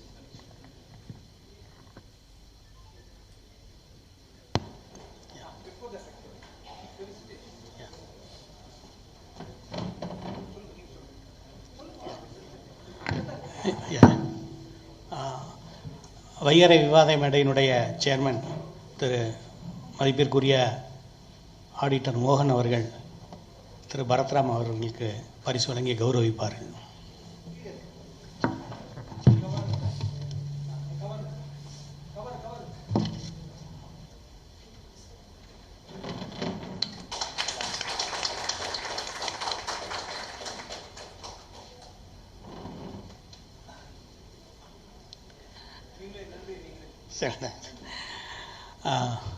நம்முடைய இரண்டாவது விவாத மேடை மிகவும் சிறப்புற நடைபெற்று நிறைவுறும் தருவாய்க்கு வந்திருக்கிறது.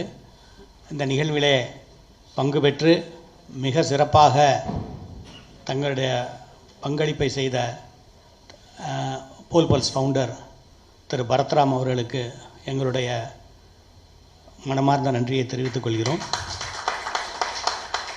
அத்துடன் psephologist Thiru Nagarajan அவர்களுக்கும் எங்களுடைய நன்றியை தெரிவித்துக் கொள்கிறோம்.